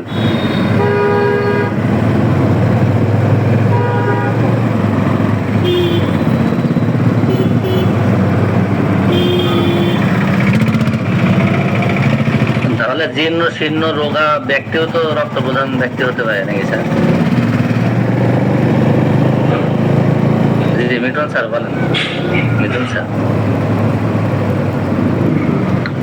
স্যার আদাব, আশা করি সকলে ভালো আছেন। আলমগীর স্যার তার জায়গা থেকে অসাধারণ ভাবে সালফারকে উপস্থাপন করার চেষ্টা করেছেন, আমি বলবো। চেষ্টা করেছেন বলার পিছনে যেটা কারণ, সেটা হচ্ছে যে সালফার আসলে এত বড় মাপের একটা মেডিসিন যে এটাকে পরিপূর্ণভাবে উপস্থাপন করে শেষ করার নয়। আর এখানে ছোট্ট একটা বিষয় আমি বলবো, সেটা হচ্ছে যে আলমগীর স্যার সালফারের যে রূপটা বর্ণনা করলেন, আমি সালফারের নতুন রূপ আমি কখনোই জানতে পারতাম না যদি না প্রফেসর ভিতরকার স্যারের ম্যাট্রিয়া মেডিকাতে আমি সালফারকে না জানতাম। তো সালফার এতটাই একটা গুরুত্বপূর্ণ মেডিসিন, আমরা প্র্যাকটিস লাইফে অবশ্যই সালফারের সেই গুরুত্বের বিষয়টাকে অবলম্বন করতে পারি। তো সালফারের আমরা যে সবসময় নোংরা, সবসময় যে ভ্রান্ততা, এই রূপগুলো যেটা আমরা দর্শন করতে পারি, বা যেটা তথাকথিত আমাদের পুরাতন মেট্রিয়া গুলায় পড়ে আসছি, সালফারের কিন্তু একেবারে বিপরীত ধর্মী, একদম বিপরীত ধর্মী, যেটাকে আমরা কি বলি, পোলারিটি সিমটমও কিন্তু সালফারের মধ্যে আছে। তো যাই হোক, পরবর্তীতে যেহেতু অনেক বড় মেডিসিন, পরবর্তীতে কোনো না কোনো স্যার কারো না কারো মাধ্যমে বিষয়টা চলে আসবে। তো স্যাররা যদি অনুমতি দেন, আমি খুব মজার, আমার একদম রিসেন্ট, গত 3 দিন আগে খুবই গুরুত্বপূর্ণ একটা ছোট্ট কেস শেয়ার করব, যদি অনুমতি দেন। অনুমতি দেয়া হলো না, তাহলে কি হবে? আর হলে তো স্যার শেয়ার করবো না। অবশ্যই স্যার, অবশ্যই স্যার, অবশ্যই শেয়ার করবেন। আপনাদের শেয়ার করলে তো আমাদের শেখা হবে। জি মিথুন স্যার, প্লিজ বলেন। জি স্যার, বিষয়টা শেয়ার করি। মানে কেস তো প্রতিদিনই আসে কম বেশি অনেক, কিন্তু যে কেসগুলো মিরাক্কেল কেস এবং কৌতূহলী কেস আমার কাছে, আমি সেগুলো শুধু গ্রুপেই না, আমার বন্ধু বান্ধব, নিজের সার্কেল আছে, আমার বিভিন্ন পরিবেশ, সেখানেও আমি আমার এই কৌতূহলী বিষয়গুলোকে আমার আবেগের খুব বড় একটা স্তর থেকে আমি এই বিষয়গুলোকে শেয়ার করি। মানে শেয়ার না করে আমি থাকতে পারি না, এটা আমার একটা বৈশিষ্ট্য। যাই হোক, কেসটা হচ্ছে যে জোয়ারদার স্যারকে ইতিপূর্বে শেয়ার করছিলাম আমি একটা পেশেন্ট, আর্মির কেস স্যার, মনে আছে স্যার? বলেছিলাম হাঁটুর বিষয়টা। জোয়ারদার স্যার, জোয়ারদার স্যার শুনতে পাচ্ছেন? জি স্যার, জি স্যার, বলেন। স্যার, যে হাঁটুর যে কেসটা শেয়ার করছিলাম, আর্মি ম্যানের, জি জি জি, সিএমএস থেকে ট্রিটমেন্ট করে ফেরত দিয়েছে, অবশেষে বলছে যে রেস্টে থাকতে হবে, তা না হলে হাঁটু খোলা কমবে না। জি জি জি, তো ওই পেশেন্টটা কিন্তু স্যার পরিপূর্ণ সুস্থ। হ্যাঁ, আলহামদুলিল্লাহ। সুস্থ হওয়ার পরে ওই পেশেন্টটার লিঙ্ক ধরে এই গত 3 দিন আগে আমার কাছে পেশেন্টটা আসে। আমার বাড়ি থেকে প্রায় 70 কিলো দূরে পেশেন্টের বাসা। পেশেন্টের যেটা প্রবলেম, মূল প্রবলেম, সেটা হচ্ছে যে সে দোতলায় ছিল, দোতলা থেকে সে সেটা ট্রান্সফার করে 5 তলায় উঠেছে। এই একদিন একটু পরিশ্রম গিয়েছে, তার ওঠা নামা, ছোটখাটো জিনিসপত্র, মহিলা মানুষ, বয়স 45। হাজবেন্ড থাকে ঢাকায়, হাজবেন্ড থাকে দেশের বাহিরে, বাড়িতে মেয়ে আর মা দুইজনেই থাকে। তো এই কাজকর্ম করে রাত্রে যাই হোক ঘুমিয়েছে। সকালবেলা ঘুম থেকে উঠেই তার বাম হাতের বাহু প্রদেশে, শোল্ডার জয়েন্ট থেকে শুরু করে কোনই অবধি, এই জায়গাটা একেবারে আকস্মিক ভাবে ফুলে গিয়েছে এবং আর্নিকার যে জখম হওয়ার যে চিহ্নটা, মনে হচ্ছে সেখানে কেউ আঘাত করেছে, এরকম কালশিরে একটা দাগ পড়ে গিয়েছে। এবং এত তীব্র ব্যথা যে পেশেন্ট সকালবেলা ঘুম থেকে উঠে ব্যথায় কান্না শুরু করে দিয়েছে এবং পেশেন্ট হাতটাকে তার ভাঁজ করে তার গলার কাছে উঠায় নিয়ে তার মেয়েকে ডাকতেছে, চিৎকার করে করে, কান্না করতে করতে। মেয়ে দৌড় দিয়ে রুম থেকে বের হয়েছে। কি হয়েছে? হচ্ছে, দেখ আমার হাত ফুলে গেছে, তীব্র ব্যথা হচ্ছে, মনে হচ্ছে আমার হাত ফেটে যাবে, আর আমি কোনোভাবেই হাত ছাড়ে দিতে পারতেছি না, আমার হাতে ধরে রাখতে হচ্ছে। যাই হোক, অবশেষে এই পেশেন্ট তাৎক্ষণিক ভাবেই, জি স্যার কিছু বললেন? ধন্যবাদ। তো তাৎক্ষণিক ভাবেই এসে পেশেন্ট সেখানে এক মেডিসিন ডাক্তারকে দেখায়। মেডিসিন ডাক্তার এক্সরে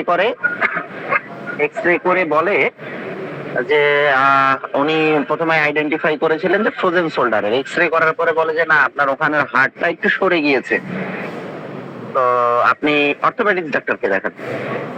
সেখান থেকে রেফার করে অর্থোপেডিক্স ডাক্তারের কাছে। অর্থোপেডিক্স ডাক্তারের কাছে যাওয়ার পরে উনি রিপোর্টটা দেখে বলে, না, আপনার ফ্রোজেন শোল্ডারও না, আপনার ওখানকার হাড়ও সরে নেই, এটা হয়তো অন্য কোনো প্রবলেম হতে পারে।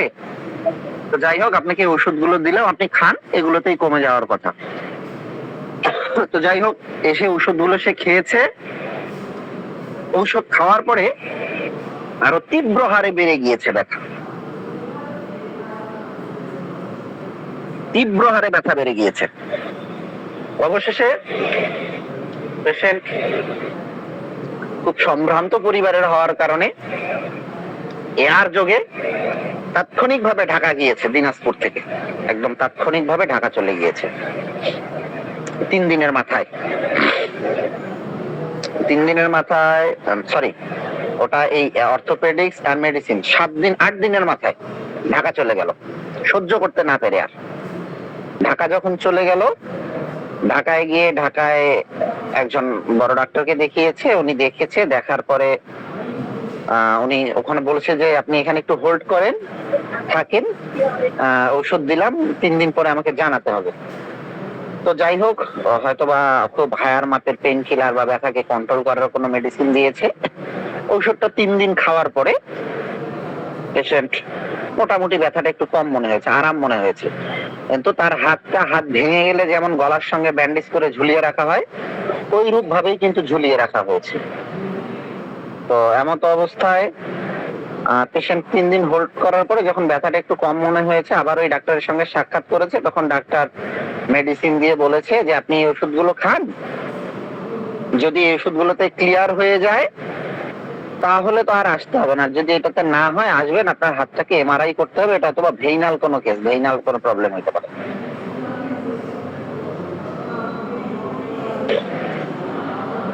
তারপর পেশেন্ট ঢাকা থেকে আবার প্রস্থান করে বাসায় আসে।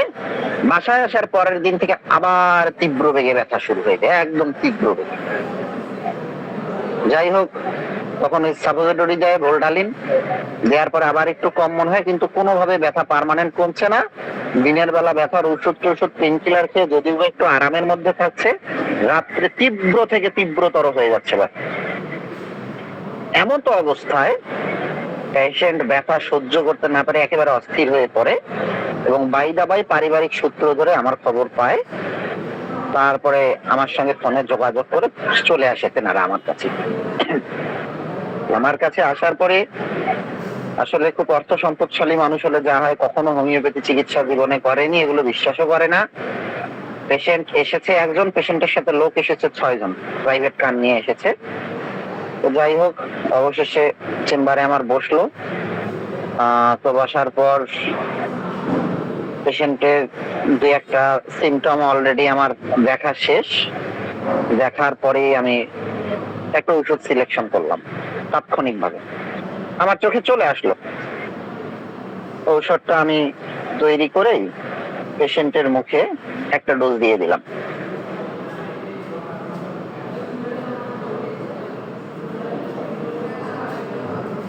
আমি কেস হিস্ট্রি নিচ্ছিলাম, কেস হিস্ট্রি নিতেই 15 মিনিট পরে আবার একটা ডোজ দিলাম। দেওয়ার পরে যখন আধা ঘন্টা পার হয়ে গেল, আমি পেশেন্টকে বললাম যে আপনি দয়া করে আপনার যে ব্যান্ডেজটা লাগানো আছে আপনি একটু খুলে ফেলেন। পেশেন্ট বলতেছে না, আমি এটা খুলতে পারবো না, আমি এটা খুললে আমার হাত ছিঁড়ে পড়ে যাবে, আমার হাত 3 মণ ভারী হয়ে আছে। আমি বললাম যে কি ছিঁড়বে না কি হবে আমি বুঝবো, আপনি খোলেন, আমি আছি বসে।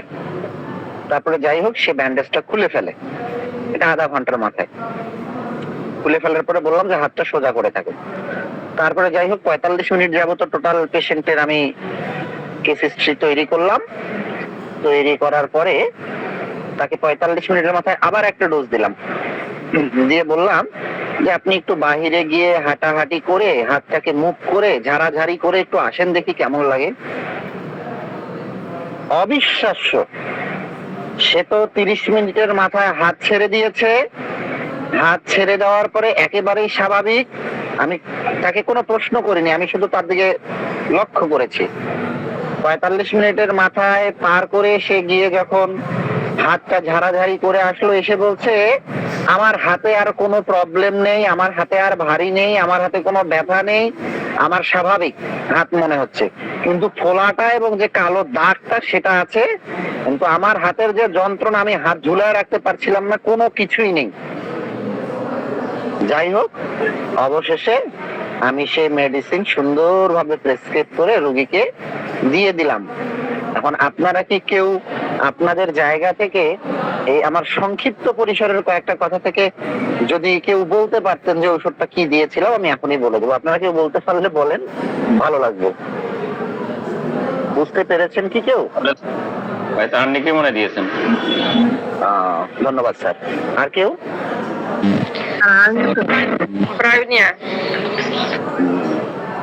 ধন্যবাদ। আসলে আমি যদি কম, হ্যাঁ জি, আর কেউ?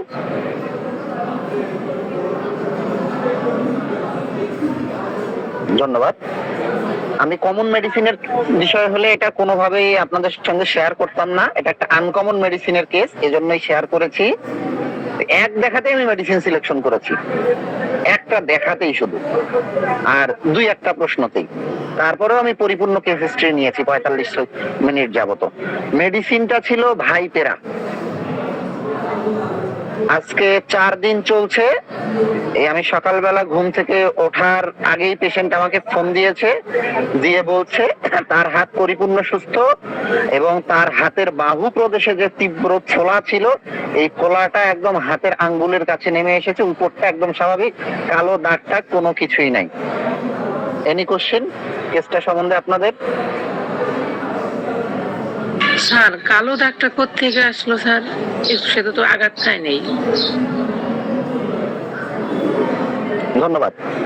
কালো দাগটা আসার পিছনে যেটা কারণ, সেটা হচ্ছে তার ওখানে কোনো না কোনোভাবে একটা ইন্টারনাল ব্লিডিং হয়েছিল, যেটা আপনারা ভাইপেরা মেডিসিনটা পড়লেই এর ক্লিনিক্যাল অবজারভেশনটা আপনারা পেয়ে যাবেন, যে ভাইপেরা কিভাবে ইন্টারনাল ব্লিডিং করে। সেটা হতে পারে মাংসপেশিতে, হতে পারে ভেইনে। ধন্যবাদ। আর কোনো কোশ্চিন?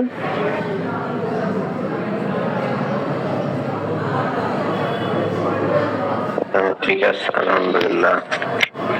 ভাইপেরা কোটেলা সরিদাস খুব ভালো মেডিসিন। এখানে স্যার আমি তার প্রধান সিমটমটাই আমি নিয়েছিলাম, যে পেশেন্ট বলছে যে আমার হাত ছিঁড়ে পড়ে যাচ্ছে, ব্যথায় ফেটে যাচ্ছে, এই দুইটা বিষয়। আর একটা বিষয় হচ্ছে হাত ঝুলিয়ে রাখতে পারছে না। যদি আপনারা কখনো কোনো ক্ষেত্রে কোনো পেশেন্টের দেখেন তার আক্রান্ত অঙ্গ ঝুলিয়ে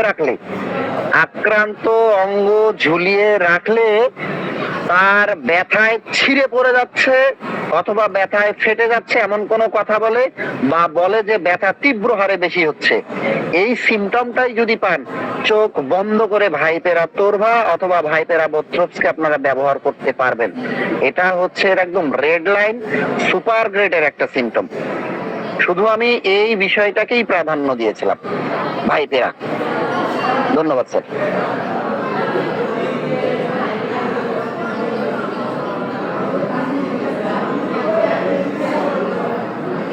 স্যার মেডিসিনটা কি শততমিক ছিল না 50 হস্ততমিক ছিল? ম্যাম 200 পোটেন্সি ছিল।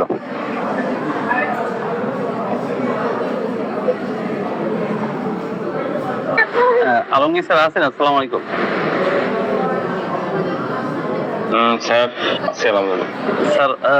আজকে তো থুজো নিয়ে আলোচনা হয়েছে স্যার। আমি তো এই বাচ্চা নিয়ে তাকে সালফান নিয়ে আমি বাচ্চা নিয়ে ইতে বের হয়েছিলাম একটু ক্লাসে, এই জন্য শুনতে হবে স্যার। আমার একটু স্যার অল্প একটু সালফার একটু অভিজ্ঞতা আছে, বলবো? শোনেন, আমাদের গ্রুপ ওপেন টু অল, বলবেন ইনশাআল্লাহ। অভিজ্ঞতা আমি প্র্যাকটিস শুরু করি 2005 সাল থেকে। তো 2006 সালে বা 7 সাল এই সময় আমার কাছে একজন পেশেন্ট আসছেন। ওনার পুরো শরীরে মানে ফেস, পুরো শরীর আঁচিলে ভর্তি। তো উনি আমাকে এসে বলতেছে, দেখেন আমি আপনার এই প্রোটোকলে প্রিন্সিপালকে দেখাইছি, ভাইস প্রিন্সিপালকে দেখাইছি, এবং আমাদের প্রোটোকলে একজন ডাক্তার আছে, উনি কোনো পাস করে না, কিন্তু ওনার দ্বারা এমবিবিএস ডাক্তারের চাইতেও সিরিয়াল দেওয়া, হোমিওপ্যাথি ডাক্তার, তার কাছে এমবিবিএস ডাক্তার সাথে সিরিয়াল দেওয়া রোগী মানে এত রোগী দেখে তাকে দেখাইছি। প্রত্যেকের সাথেই তার সাংঘাতিক মানে মারামারি হওয়ার মতো অবস্থা। তারা বলছে এই চাইবে আপনি এই টাকার ওষুধ খান বা এই কদিন লাগবে, এই নিয়ে তাদের সাথে প্রত্যেকের সাথে তার সাথে সংঘর্ষ পাচ্ছে। তারপর আরেকটা বললো যে আমার গায়ে পুরো শরীরে যে আঁচিল আছে, আমাকে এক লোক বলছেন যে আপনি এই আঁচিলগুলো গুণে বলেন যে কতটা আঁচিল আছে, তাহলে আমি আপনাকে একটু ঝাড়ফুঁক করে দেবো, আসিল থাকবে না, সব করে দেবো।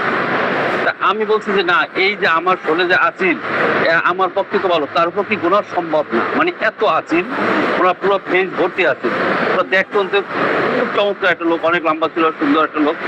এই যাই হোক, আমি লক্ষণ অনুযায়ী ওনাকে ট্রিটমেন্ট করতেছিলাম প্রায় 3-4 মাস ট্রিটমেন্ট করি, মানে ওনার ইতে, কিন্তু কোনো রেজাল্টই আসতেছে না।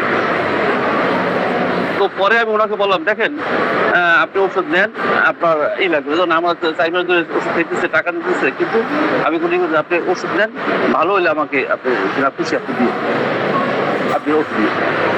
এরপর 4 মাস 5 মাস আরো খাওয়াইলাম, খাওয়ার পর এরপর আমি চিন্তা করলাম কি ঘটনা। আমি ওনাকে পরে সালফার 200 একদিনের ডোজ দিয়ে দিলাম আর 5 দিয়ে দিলাম। আল্লাহর কি মেহেরবানি স্যার,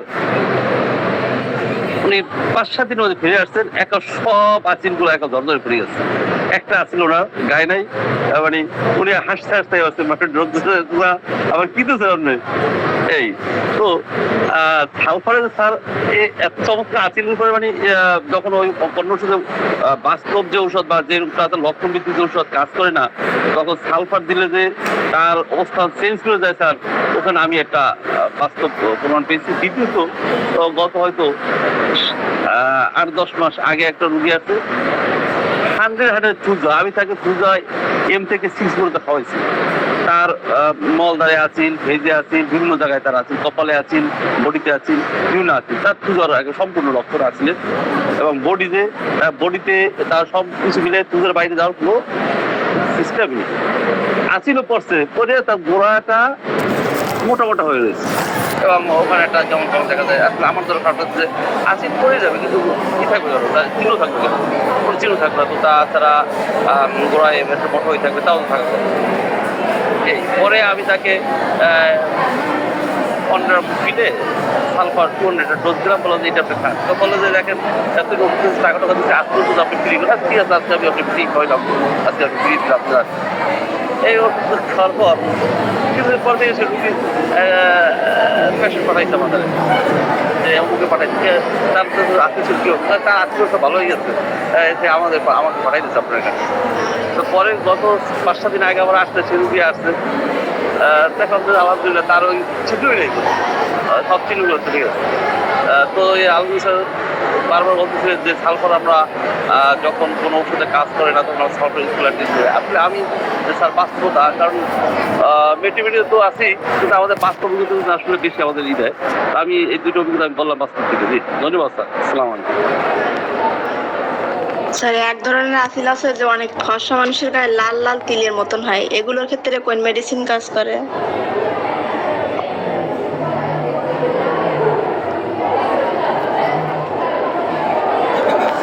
ওটা তো লাল লাল দেখে ম্যাম দেওয়া যাবে না, ওটা তো আসলে বাস্তবতার ভিত্তিতে আপনি করতে, তার পরিকরেকশন বা ভিটামিন মিলে আপনাকে চিকিৎসা দিতে হবে। আপনি শুধু লাল দেখলেই তো চিকিৎসা দেওয়া যাবে না। স্যার উত্তর সঠিক হয়েছে। জি মিথুন স্যার যে কেসটা শেয়ার করলেন, মিথুন স্যারকে অসংখ্য ধন্যবাদ। এখানে আপনার লোটাস কি বলতেছে দেখেন, লোটাস মেট্রিয়ামেডিকা কি বলতেছে, মার্ফি কি বলতেছে। মিথুন স্যার যেটা বললো জাস্ট এটা আরো স্ট্রং করার জন্য আমি বলতেছি, spontaneous ecchymosis on arms, specially arms এবং স্পন্টেনিয়াস মানে স্বতঃস্ফূর্ত মানে একা একাই হয়, কোনো কারণ ছাড়া, উইদাউট এনি কজেশন। ইকাইমোসিস মানে কালশিটা, ঠিক আছে? তাহলে একা একাই এমনিতেই যদি কালশিটা হয় স্পন্টেনিয়াস, কোথায়? আর্মে, তা আর্মে স্যার, আর্মে পেইনফুল হেভিনেস ইন লেগস, ঠিক আছে? আচ্ছা, এটা আমি পড়তেছি হচ্ছে ভাইপেরা আসপিস, আর ভাইপেরা বেরুস বলতেছে আরো স্ট্রং কথা বলতে। ভাইপেরা বেরুস বলতেছে when limbs are allowed to hang down it seems as if they would burst and the pain is unbearable. বলছে যে যখন লিমটা হাত ঝোলানো হয় বা পা ঝোলানো হয়, লিম যেহেতু আপার লোয়ার কিছু নেই, মনে হয় যেন তার হাতটা ফেটে যাচ্ছে ব্যথায় এবং সহ্য করা যাচ্ছে না, একেবারে ইটালিক করে লেখা আছে। ঠিক আছে, এবং ভেরিকোজ ভেইনে এটা একটা ভালো কাজ করে। ঠিক আছে, তাহলে জি মিথুন স্যার, কত দ্রুত স্যার ওষুধটা দিয়ে পেশেন্টটাকে ইমপ্রুভ করতে পেরেছি চিন্তা করে করা যায় স্যার। জি যে পেশেন্টটা একে একে 3 জন এমবিবিএস ডাক্তার কন্ট্রোল করতে পারলো না, ম্যাজিকের মতো আধা ঘন্টার মধ্যে তার ব্যান্ডেজ খুলে দিয়েছি আমি। হোমিওপ্যাথি যে ধীরে কাজ করে, হোমিওপ্যাথি আস্তে কাজ করে, তার মুখ দিয়ে আমি আবার এই প্রশ্নের উত্তর উগলায় নিয়েছি যে বলেন, আপনি বলেন আপনার মুখ দিয়ে হোমিওপ্যাথি ওষুধ।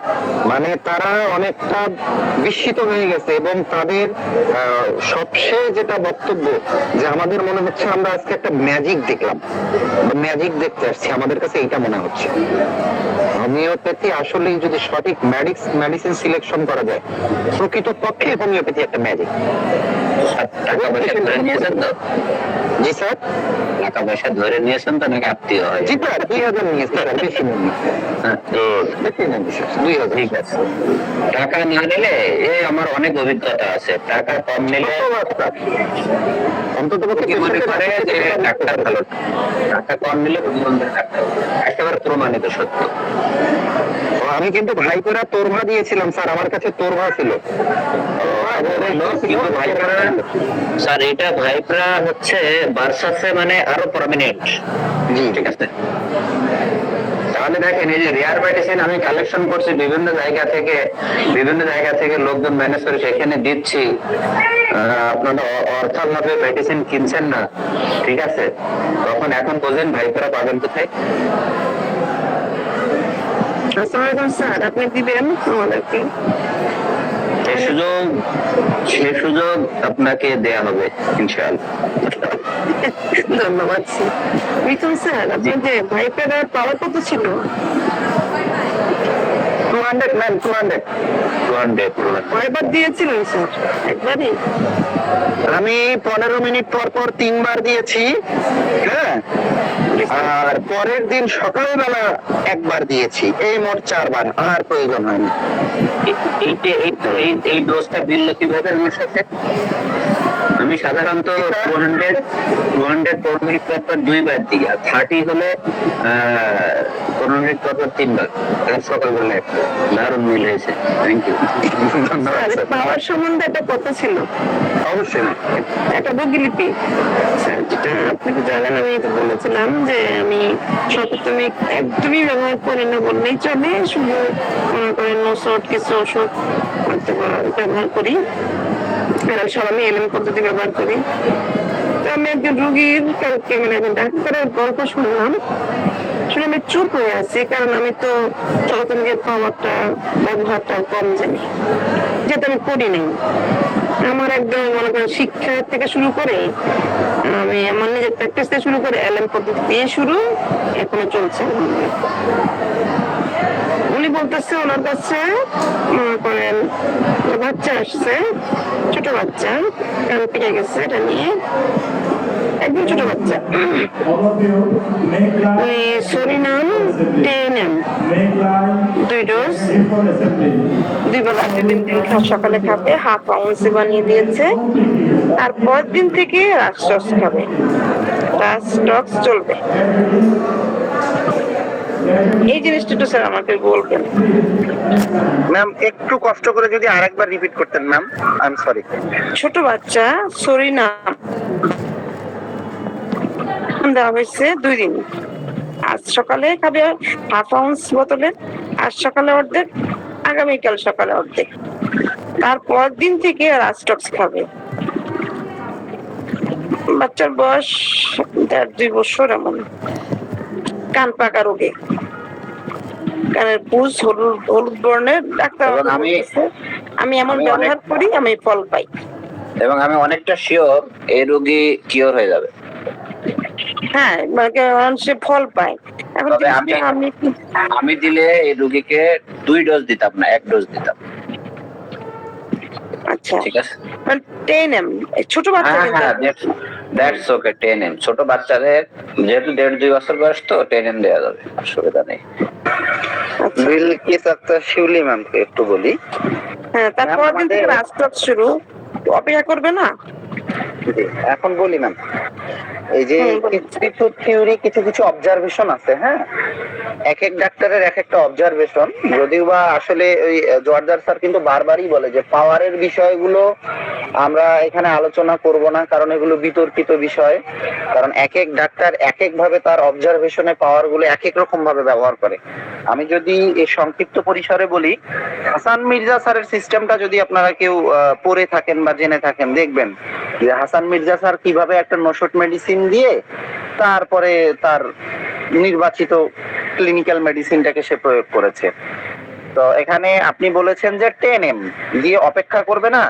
আসলে তার কনস্টিটিউশন বেস বা ক্লিনিক্যাল বেস ঔষধ যখন সিলেকশন করা হয়, এবং পাশাপাশি যখন মায়াজেমেটিক বেস ঔষধ সিলেকশন করা হয়, মায়াজেমেটিক বেস ঔষধ আপনি একদিনেও যদি 2টা ডোজ দেন, পরের দিন থেকেই কিন্তু আপনি ক্লিনিক্যাল মেডিসিন প্রয়োগ করতে পারবেন, পেশেন্ট যদি সিভিয়ার কেস হয়। আবার এমনও সিভিয়ার কিছু কেস আছে যেদিন আপনি হায়ার পোটেন্সি, এখানে পোটেন্সির কিন্তু একটা তারতম্য আছে। 10M পোটেন্সি আপনার যে স্তরে কাজ করবে, 200 পোটেন্সি কিন্তু আরেক স্তরে কাজ করবে, আপনার আরেক লেভেল অফ হেলথে গিয়ে কাজ করবে। তো সেখানে এখানে কিন্তু উনি যে কাজটা করেছে, উনি একই পাওয়ার কিন্তু দেখা 10M দিত, সরিনামও যদি 10M দিয়েছে 10M, আর পরবর্তী ক্লিনিক্যাল যে মেডিসিনটা উনি দিয়েছে ওটা হয়তো 200 অথবা 1M দিয়েছে। এই কারণে দুইটা মেডিসিনের পাওয়ার দুইটা লেভেলে কাজ করতেছে। এই কারণেই উনি পরের দিন হয়তো বা দিয়েছে। এটা এমনও করা যায়, চাইলে কিন্তু এটা ওই দিনেও দিতে পারা যাবে। দেখা যাচ্ছে ফার্স্ট টাইম যদি এটা দেওয়া যায়, তাহলে সেকেন্ড টাইম ওটা দেওয়া যাবে। ধন্যবাদ ম্যাম। আচ্ছা স্যার, ঠিক আছে, ধন্যবাদ স্যার। আরেকটা বিষয় ম্যাম, হ্যাঁ হ্যাঁ, বলেন। আপনি যেটা বললেন সেটা হচ্ছে যে 10M কেন ছোট বাচ্চার ক্ষেত্রে, ছোট বাচ্চা বা 10M, এরকম একটা বিষয় আপনার কথার মধ্যে আসলো। আমাদের অনেকেরই হয়তো একটা ধারণার একটা জায়গা থাকে যে ছোট বাচ্চাদের ক্ষেত্রে 10M, ছোট বাচ্চাদের ক্ষেত্রে CM কেও আপনি অনায়াসে ব্যবহার করতে পারেন না, অনায়াসে চোখ বন্ধ করে CM মেডিসিন দিতে পারেন, কোনো বরং প্রবলেম নাই। নিরাপদ, বরং নিরাপদ, ছোটদের হাইপোটেনসি নিরাপদ। এবং অবশ্যই নিরাপদ, কারণ আমরা মেডিসিনটা কোন স্তরে প্রয়োগ করতেছি রোগীটার, সেটা কি CM 50M অনায়াসে দেয়া যায়। এটা নিয়ে ওই ছোট বাচ্চার, যদি কিছু না মনে করেন, ইউটিউবে আমি একটু ইউটিউব ঘাটাঘাটি করি, তো ইউটিউবে কিন্তু অনেক তথাকথিত নামজাদা বেশ কিছু ডাক্তাররা আছে, বলে যে বড় মানুষের জন্য 5 ফোঁটা, ছোট মানুষের জন্য 2 ফোঁটা, বড় মানুষের জন্য 10 পিল, ছোট মানুষের জন্য 3 পিল, এইরকম কিছু বিষয় থাকে। তো হোমিওপ্যাথিতে আসলে বড় মানুষের জন্য 1 ডোজ, ছোট মানুষের জন্য আরেক ডোজ, এইরকম কোন সিস্টেম কিন্তু হোমিওপ্যাথিতে নাই। ধন্যবাদ। স্যার, ঠিক এই আছে যে স্যার, ধন্যবাদ।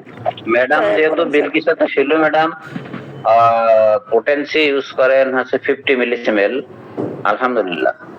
তবে আমার একটা রিকোয়েস্ট থাকবে ম্যাডাম, কিছু কিছু মেডিসিনের ক্ষেত্রে আপনি সেন্টিসিমেল ইউজ করেন, আমি ড্যাম শিওর আপনি 50 থেকে ভালো রেজাল্ট পাবেন। উদাহরণ দেব দু একটা, করছি স্যার, জি বলুন। জি। যেমন থুজা, ঠিক আছে, থুজা, তারপরে অ্যাকুইট যে ইয়েগুলো হবে, অ্যাকুইটের যেমন আপনি জ্বরের ক্ষেত্রে, রোগীর ক্ষেত্রে ব্রাইনিয়া 30, তারপরে বেলোডোনা 30 বা 200, বা নাক্স 30 বা 200। আমার অবজারভেশন আমি দেখছি এগুলো যেন আউটপুট ভালো। তারপরে দেখা যাচ্ছে যেমন সিঙ্গেল ডোজ যখন হাইপোটেন্সি দেওয়া লাগতেছে, টিউবার মনে করেন, ঠিক আছে, 10M মেডো 10M, আপনি এগুলো বলেছেন যদিও। তো আর আমরা যে অবজারভেশন গুলো পড়ি, কেন্ট 12 অবজারভেশন, জর্জ ভিদলকাস 22 অবজারভেশন, এছাড়া হেরিং এর যে নীতি বা যাই বলেন, অল অবজারভেশন ডিপেন্ড অন কিন্তু সেন্টিসিমেল, অল অবজারভেশন ডিপেন্ড অন সেন্টিসিমেল, শততমিকের উপরে কিন্তু অবজারভেশন সব। জি জি স্যার, ওখানে তো অবজারভেশনে ওয়েট, শুধু ওয়েট করো, ওষুধ দিয়ে ওগুলো স্যার ওয়েট ওগুলো করার কিন্তু ম্যাডাম সব গুরুত্ব দেওয়া আছে, সেটাই মনে করেন আমি মাঝে মাঝে মনে করেন চিন্তা করি। আমি এবার কিছু ওয়েট করি, আমি যখন যে মনে করেন ট্রিটমেন্ট দিই তখন কিন্তু আমি ওয়েট করি কিছুদিন। এই জিনিসটাই মনে করেন আমি একটু ইয়াতে আছে, কনফিউজ। না না confuse না ম্যাডাম, পরে কি কিন্তু এটা ঠিক আছে। ওয়েট করে না, এই জিনিসটা করতে দিতে পারে বা কি। না না বরং আপনি ঠিক আছেন, খুবই ভয় পাই। ওয়েট করেন, আপনি ঠিক আছে। ম্যাম ওই জায়গাটা অবশ্যই আমাদের জন্য জরুরি। মনে করেন আপনি একটা মেডিসিন ওয়েল সিলেকশন একটা মেডিসিন আপনি দিয়েন এবং মেডিসিনটা অলরেডি কাজ করা শুরু করে দিয়েছে, তো সেখানে দেখা যাচ্ছে আমি কিন্তু এখানে দুইটা জায়গা ম্যাম ক্লিয়ার করেছি। সেটা হচ্ছে যে উনি মায়াজমেটিক বেস কিন্তু দিয়েছিল সরিনাম, তারপরে দিয়েছে রাস্টক্স। এখন রাস্টক্স দিয়ে কিন্তু সে ওয়েটের মধ্যে আছে, হ্যাঁ। এখন সেই জায়গা থেকে দেখা যাচ্ছে হয়তোবা শুধু সরিনাম দিয়ে যদি সে পেশেন্টটাকে ছেড়ে দিত, বর্তমান যে তার ক্লিনিক্যাল যে অবস্থাটা ছিল সেটাকে হয়তোবা তীব্র পেইন বা যন্ত্রণা বা আনুষঙ্গিক যে বিষয়গুলো এটাকে কন্ট্রোল করতে পারতো না সে। সেখানেই তার মায়াজমেটিক ডিপ একটা জ্ঞান থাকার কারণে সে একটা বা দুটো টেস্ট সরিনাম দিয়ে রাস্টক্স দিয়ে সে ওয়েট করতেছে। তো ওয়েটটা অবশ্যই আমাদের করতে হবে। এমন ভালো ডাক্তারদের এমন অনেক পেশেন্ট আছে, আমারই একটা পেশেন্ট আছে, আমি সালফার দিয়ে আজকে 9 মাস চলতেছে, এই সালফার 200 দিছি, পেশেন্ট ভালো আছে, ফাইটামি চালাচ্ছি, প্রয়োজন হচ্ছে না আমার চেঞ্জ করার। ওয়েটটা অবশ্যই আমাদের জন্য জরুরি, কিন্তু কোথায় ওয়েট করব আর কোথায় ওয়েট করব না, এটাও একটা বিষয় আছে। ধন্যবাদ। জি স্যার, মনে করুন আমি একজন রুগীকে থুজে দিলাম, টেনে আমি থুজে দেওয়ার পর রুগীর কিন্তু কিছু রোগ বের হবে, কিছু রোগ বের হবে, আর যেটা আপনি ভালো হয়ে যাবে। আর রোগ বের হওয়ার জন্যই তো দেওয়া, ওটার জন্য কোনো অন্য মেডিসিন দেওয়ার প্রয়োজন নেই। না যতটুকু আমরা মনে করি বই হাতে কলমে যেটা পড়ে থাকি যে কিছু বের হবে, বের হয়ে ওটা আমার এই থুজা 10M বা 1M যেটা দেওয়া হলো সেটাতেই মনে করেন কাভার হয়ে যাবে। মানে বইতে লেখা আছে 1 মাস ওয়েট করা, আমরা সে পর্যন্ত হয়তো অনেক সময় ওয়েট করি না, 10-15 2 সপ্তাহ ওয়েট করি, হয়তো 20 দিন ওয়েট করি। রেজাল্টটা একেবারে খারাপ আসে না। আর ওয়েটের মাঝখানে হ্যাঁ ওয়েটটা যদি আমরা না করতে পারি এবং পেশেন্টের যদি আমরা লেভেল অফ হেলথটাকে আমরা যদি, আসলে এটা একটা কঠিন বিষয়, তারপরে যদি এটাকে সহজভাবে বুঝতে পারি, আর আমাদের পূর্ব জ্ঞান হচ্ছে ল অফ কিউর, যেটা আপনার উপর থেকে নিচে ভিতর থেকে বাহিরে, এই বিষয়টাকেই যদি আমরা খুব সুন্দরভাবে মনে রাখতে পারি এবং রুগীর মধ্যে এটাকে অবজার্ভ করতে পারি, তাহলে আমরা বুঝতে পারবো যে আসলে আমরা রুগীটার ক্ষেত্রে ওয়েট করতে পারবো কি না, ওয়েট করা উচিত কিনা। জি, আমি একজন রোগীর কথা বলি। থুজা দেওয়ার পর তার মনে করেন একটা পাইলসের সমস্যা ছিল, তো ওই পাইলসের জায়গাটা ফুলে গেছে, একদম এমন ফুলে গেছে যে মুরগের কিছু ঝুঁটি আছে না মাথার, ওই লাল লাল ঝুঁটি গুলো, ওগুলোর মধ্যে একদম ফুলে উঠেছে। ঠিক আছে, ব্যথা হচ্ছে, ফুলে উঠেছে। উনি বলতেছে আমার তেমন ছিল না। আমি ঠিক আছে, সমস্যা নেই, ফাইটাম ওষুধ দিয়ে বলছি এটা খান, ফাইটাম দিয়ে থাকে না। তো উনি তো জানে ওষুধ খাচ্ছে। তারপর ওটা একটু কমে আসলো, 4-5 দিন পর একটু কমে আসলো। তো বললাম যে আপনি গরম শেক নেবেন, গরম পানিতে বসবেন। তারপর তো চোখের উপরে ওই যে হয় না অঞ্জনি, এখানে একটু ফুলে উঠলো, একটা টিকার মতো হয়ে ফুলে উঠলো। তখনও আমার কাছে আসলে পরে আমি তখনও ফাইটাম দিলাম। ফাইটাম দেওয়ার পরে 4-5 দিন পরে ওইটাও আস্তে আস্তে মনে করেন ভালো হয়ে গেল। এখন আমি যদি এটার জন্য আলাদা ওষুধ দিতাম, পাইলসের জন্য আবার ওষুধ দিতাম, হয়তো এই চোখের যে অঞ্জনিটার জন্য আবার ওষুধ দিতাম, তাহলে হয়তো আমার যে ওষুধটা যে কাজ করতেছে থুজা, ওর একটু ব্যাঘাত করতো, যেটা আর কি আমরা বইয়ে পড়ে থাকি। এই জিনিসটা আসলে মনে করেন যে আমি জেনে যে জিজ্ঞেস করতেছি তা কিন্তু না। আমি যে একটু আগে যে প্রশ্নটা করলাম আর যে অন্য একজন ডাক্তারের কথা বললাম, আমি কিন্তু জেনে খুব ভালো জানি, সেজন্য পড়াশোনা করি। অনেকে কিন্তু খুব ভালো জেনে পড়াশোনা করে আরেকজনকে ঠেকানোর জন্য, আমি কিন্তু সেটা করতেছি না। আমি কিন্তু ওই জিনিসটা মিলাতে পারছি না, এই জন্য আমরা সবাই একসাথে কথা বলি, মনে করেন সব মনে করেন আলোচনা বা থিসিস করি, সেজন্য কিন্তু বলা। ঠিক আছে স্যার, আমি কিন্তু জিনিসটা মিলাতে পারছি না, সেজন্য প্রশ্ন করছি। জি ম্যাডাম, এই পেশেন্টের কি অবস্থা? উনি বললো উনি এটা হর আমার সাথে দিচ্ছে, কোনটা আমারটা না ওনারটা? ওই যে পাইল সাইজের বলতেছেন। না এখন মনে করেন তার যে এক মেডিসিন থুজার পরে সে আমারটা ভালো আছে আলহামদুলিল্লাহ। তারপরে তার মনে হয় আর্নিকা নাকি চলতেছিল, অন্য একটা ব্যথা পাইছে, ওটা চলতেছে। পাইলসে আমি যেটা আমার এক্সপিরিয়েন্স, পাইলসে এক্সটার্নাল যদি সয়েলিং, এক্সটার্নাল সয়েলিং এটা এক্সক্লুসিভ অনেক বড় মেডিসিন যদি সেটা। আর পাইলসের সাথে এক্সক্লুসিভের একটা সম্পর্ক থেকেই যেমন হাসান মির্জা স্যার যদি হয় স্যার, পেশেন্ট যদি পাইলস কেন্দ্রিক, পাইলস তো একটা অর্গানিক বিষয়, অর্গানিক বিষয়টাকে অবজার্ভ করেই যদি আমরা স্কলারশিপ সিলেকশন করি, হাসান মির্জা স্যার হলে এখানে কি করবেন, হায়ার পোটেন্সির 50M বা CM পোটেন্সির ম্যাডোরিনাম একটা দিয়ে তারপরে কিন্তু উনি দিবেন হচ্ছে এখানে স্কলারশিপ, তার আগে দিবেন না। এখানে কিন্তু একটা ডিপ, খুব গভীর একটা অবজারভেশন আছে এবং খুব গভীর একটা জ্ঞানের স্তর আছে। এখানেও কিন্তু আমাদের একটা ধাঁধার বিষয়, এবং এই ধাঁধাটাতেই কিন্তু ভুগতেছেন আমাদের শিউলি ম্যাম। শিউলি ম্যাম কিন্তু এই বিষয়টা উপস্থাপন করেছেন ওই ডাক্তারের কথা, যে উনি হর হামেশা এইভাবে দিচ্ছেন, হর হামেশা উনি এইভাবে কিন্তু ভালো রেজাল্ট পাচ্ছেন, এবং এই যে ভালো রেজাল্ট পাচ্ছেন, ভালো হচ্ছেন, এটার পিছনে কিন্তু গভীর একটা রহস্য আছে। এই রহস্যটা ম্যাম উদ্ঘাটন করতে পারলেই ক্লিয়ার হয়ে যাবে ম্যাডামের এই জায়গাটা। অপেক্ষা তিনি অবশ্যই করতেছেন।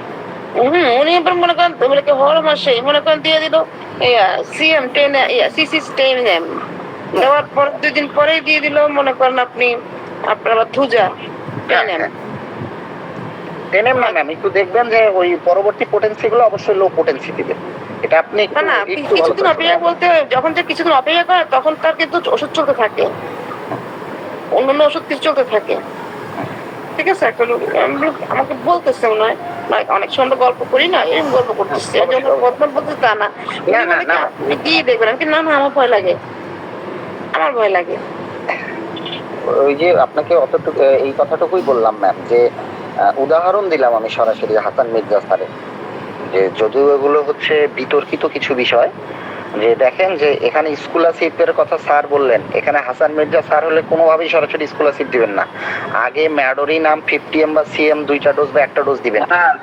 পূজার পরে বলতেছি, পূজার পরেই এক্সক্লুসিভ।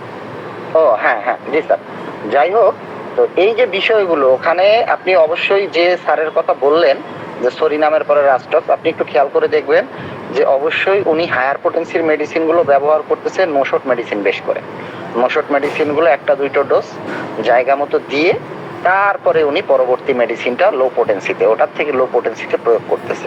এটার পিছনে অনেক বড় একটা যৌক্তিকতা আছে ম্যাডাম। একটু এখানে মনে করেন ক্যান্সার পেশেন্টও ভালো হচ্ছে, ও ভালো বড় বড় ক্যান্সার পেশেন্টও উনি এভাবে ভালো করছেন। অবশ্যই হবে ম্যাম, অবশ্যই হবে। মানে রোগীরা বলছে আমি ভালো আছি। ম্যাম আপনি দয়া করে একটু হাসান মির্জা স্যারের বইটা একটু না আমি পড়েছি স্যার, হাসান মির্জা স্যারের বইটা পড়েছি। ক্যান্সার পেশেন্টের আমাদের ক্লাস যখন হয় শুক্রবার শনিবার দিন ক্লাসটা হয় না রাতে, সেখানেও জয়েন করি, আমার কাছে আছে, পড়েছি অনেক আগে। করবেন ম্যাম, আপনার কাছে অনুরোধ রইল। তাহলে আশা করি আপনার এই ধাঁধাটা মানে এই ধাঁধাটার মধ্যে কেন পড়েছি, আমাদের এই বইটার সাথে এই ধাঁধাটার সাথে যখন মনে করেন আমরা যে অবজারভেশন, ভিতরকার অবজারভেশন বা আমাদের এই অবজারভেশন গুলোর সাথে মিলাতে পারি না, এই জন্যই পড়ে গেছে। আচ্ছা, এই যে আপনাদের এই যে নোশট মেডিসিন ব্যবহার বা হাইপোটেন্সি বা ইত্যাদি এইসব ফিলোসফির সমাধান নিয়ে আসতেছেন আমাদের মিথুন টিকাদার স্যার প্রত্যেক মঙ্গলবার রাত্রের ক্লাসে। রেজিস্ট্রেশন করুন আর জয়েন করুন ক্লাসে, প্রত্যেক মঙ্গলবার রাত্রে ইনশাআল্লাহ। ধন্যবাদ স্যার। জি বলুন স্যার। হাসান মির্জার কোন বইটা পড়বো? আমার 6 দশকের অভিজ্ঞতা। জি জি জি জি, 3টা পার্ট আছে, 3টাই একসাথে নেবেন। স্যার আমার এখানে স্যার প্রথম ও দ্বিতীয় খণ্ড আছে, আমার 6 দশকের অভিজ্ঞতা, হোমিওপ্যাথি ও আমার 6 দশকের অভিজ্ঞতা। ঠিক আছে, দ্বিতীয় খণ্ড আছে, দ্বিতীয় খণ্ডটা সংগ্রহ করে দেবেন। আপনি তো ইন্ডিয়া থেকে তো না বাংলাদেশ থেকে? স্যার বাংলাদেশ, গাইবান্ধা। গাইবান্ধা, ও আচ্ছা, তাহলে তো বাংলাদেশে 3 খণ্ডে একত্র বের হয়েছে। হ্যাঁ এটা আমার প্রথম ও দ্বিতীয় খণ্ড স্যার। 3 খন্ড 71 বের হয়েছে, এটাও নিতে পারেন। প্রথম ও দ্বিতীয় খণ্ড আগের বই তো, নতুন করে আবার বের হচ্ছে, সেটা দেখলাম। জেসমিন ম্যাডাম কিছু বলবেন, নাহলে আমরা লিভ করবো আজকে। জেসমিন ম্যাডাম অনেক দেরি হয়ে গেছে। স্যার আসসালামু আলাইকুম। স্যার ওয়ালাইকুম আসসালাম।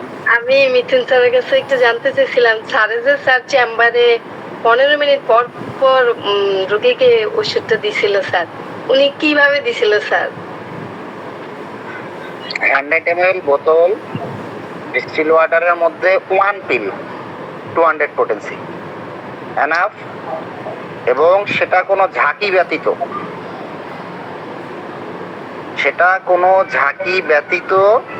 শুধু আস্তে আস্তে উপর নিচ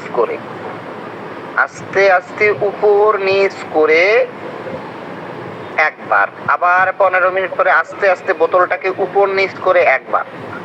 যদি কখনো কোনো সিভিয়ার পেশেন্ট আসে, যদি কোনো ক্যান্সারের পেশেন্ট আসে, তখন কিন্তু আমি সজোরে ঔষধকে কখনোই ঝাঁকি দেই না। প্রয়োজন বোধে সেটাকে আমি কাপিং করে, আমি ইতিপূর্বেও গ্রুপে একটা বিষয় শেয়ার করেছিলাম যে আমি 5 কাপ পদ্ধতিটা ব্যবহার করি এবং চমৎকার রেজাল্ট পাই। সিভিয়ার কেসের, খুবই সিভিয়ার যদি কোনো একদম আইসিইউ ক্যাটাগরির পেশেন্ট আমি পাই, সেখানে 5 কাপ এমনকি 7 কাপ পর্যন্ত আমি দিই।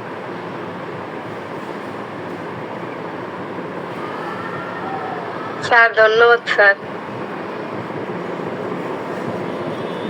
বুঝছি আপনার সময়ের অভাব নেই, এই জন্য 5 কাপ 7 কাপ ওষুধ খেতে খেতে তো রোগী অর্ধেক ইয়ে হয়ে যাবে, অসুস্থ হয়ে যাবে।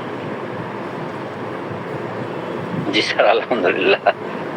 এভাবে সম্ভবত 20 বা 22 কাপ পর্যন্ত দেওয়া যায়, মানে দেওয়ার রেকর্ড আছে। জি। আর বাংলাদেশের একজন ডাক্তার আছে, উনি কাপ ছাড়া কোনো ওষুধই দেয় না, ডাক্তার এসকে পাওয়ালি, নাম শুনছেন কেউ? অবশ্যই স্যার। উনি এমবিবিএস ডাক্তার। না, উনি এমবিবিএস ডাক্তার। স্যার ব্যবহার করে দেখুন, একটাবার রিকোয়েস্ট রইলো আমার, যে ঠিক আছে। কাপিং পদ্ধতিতে ঔষধটা মানে কত দ্রুত কাজ করে এবং কত স্মুথলি রোগীর অ্যাগ্রাভেশন ব্যতীত একটা সিভিয়ার কেসের রোগীকে আসলে ব্যবহার না করলে স্যার বুঝতে পারবেন না।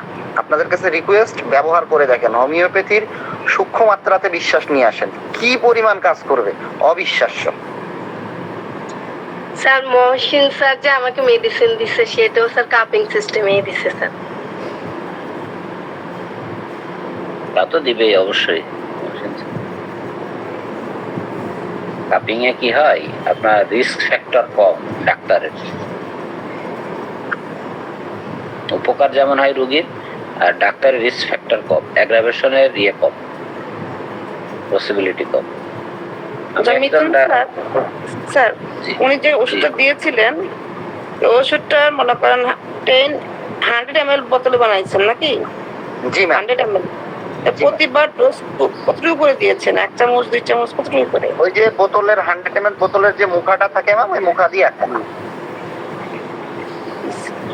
100 ml বোতলের মুখা দিয়ে ঠিক আছে। স্যার স্যার, সরি স্যার, আপনি কথা বলতেছেন। না, ইটস ওকে, কোনো সরি নেই। আমি কিন্তু ম্যাম, আমার কাছে যদি মেডিসিনটা 30 পোটেন্সি থাকতো, আমি 100% 30 দিতাম, কিন্তু ম্যাম দুঃখের বিষয় আমার কাছে 30 ছিল না, বিধায় আমি 200 দিয়েছি। আমি সিভিয়ার কেসে কখনোই 30 ব্যতীত 200 এ যাই না। ম্যাক্সিমাম সিভিয়ার কেসে আমি 30 ব্যবহার করি। তবে স্যার ভাইপেরা যেহেতু সাপের বিষের মেডিসিন, তো আমার রিকোয়েস্ট স্যার 200 থেকে শুরু করায় দেখবেন ভালো ফল পাবেন। স্যার 6ও ব্যবহার করা যায় স্যার, অনেক বড় বড় স্যার আমি দেখি 6ও ব্যবহার করে, চমৎকার রেজাল্ট আসে। যখনই কেসগুলা ক্লিনিক্যাল পর্যায়ে, আমাদের হোমিওপ্যাথি মেডিসিন সেফ স্যার, কোনো প্রবলেম নেই, 6এও কোনো সমস্যা হয় না। আমাদের কিন্তু স্যার পটেন্সি নিয়ে আলোচনা করাটা খুবই দরকার, কারণ হচ্ছে এই পটেন্সিতে অনেক সময় রোগীর রোগ বেড়ে যায়, কমে যায়, বা কাপিং। আমরা তো কাপিংটা কখন করি? রোগীর যখন দেখা যায় খুবই অ্যাগ্রাভেশন হচ্ছে, তখন কাপিং করি, বা খুব রোগীর অবস্থাটা খুবই নাজুক দেখি রোগীটাকে এখন কাপিং করে দিতে হবে। এই জন্যই স্যার পটেন্সিটা আলোচনা করা উচিত আমাদের। আমি মাঝে মধ্যে একটু পোটেন্সি ইচ্ছা করে ইয়ে করি, একটু না বাড়লে পরে ওরা বোঝে না যে হোমিওতে যে কাজ হয় তো বুঝতে পারে। হ্যাঁ কি ওষুধে বলুন? ভাইপেরা ওষুধ? জি জি ভাইপেরা। জার্মান সাপ, জার্মান পোড়া সাপের বিষ হইতেছে না?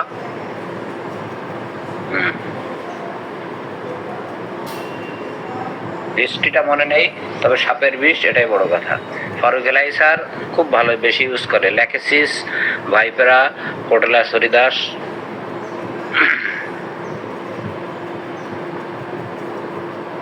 আমার কাছে কিন্তু রাসেল ভাইপারের বিষ আছে স্যার। তো বিপদ, ভয় পেয়ে গেলাম, বিপদ কখন কি হয়ে যায়। ডাইরেক্ট খায় ফেলেন না। জি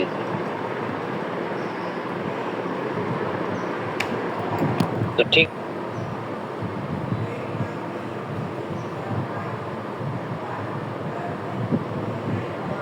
আজকে আমি ক্লাসে দেরিতে ঢুকলাম, এই জন্য আফসোস লাগতেছে, গুরুত্বপূর্ণ আলোচনা শুনতে পারিনি।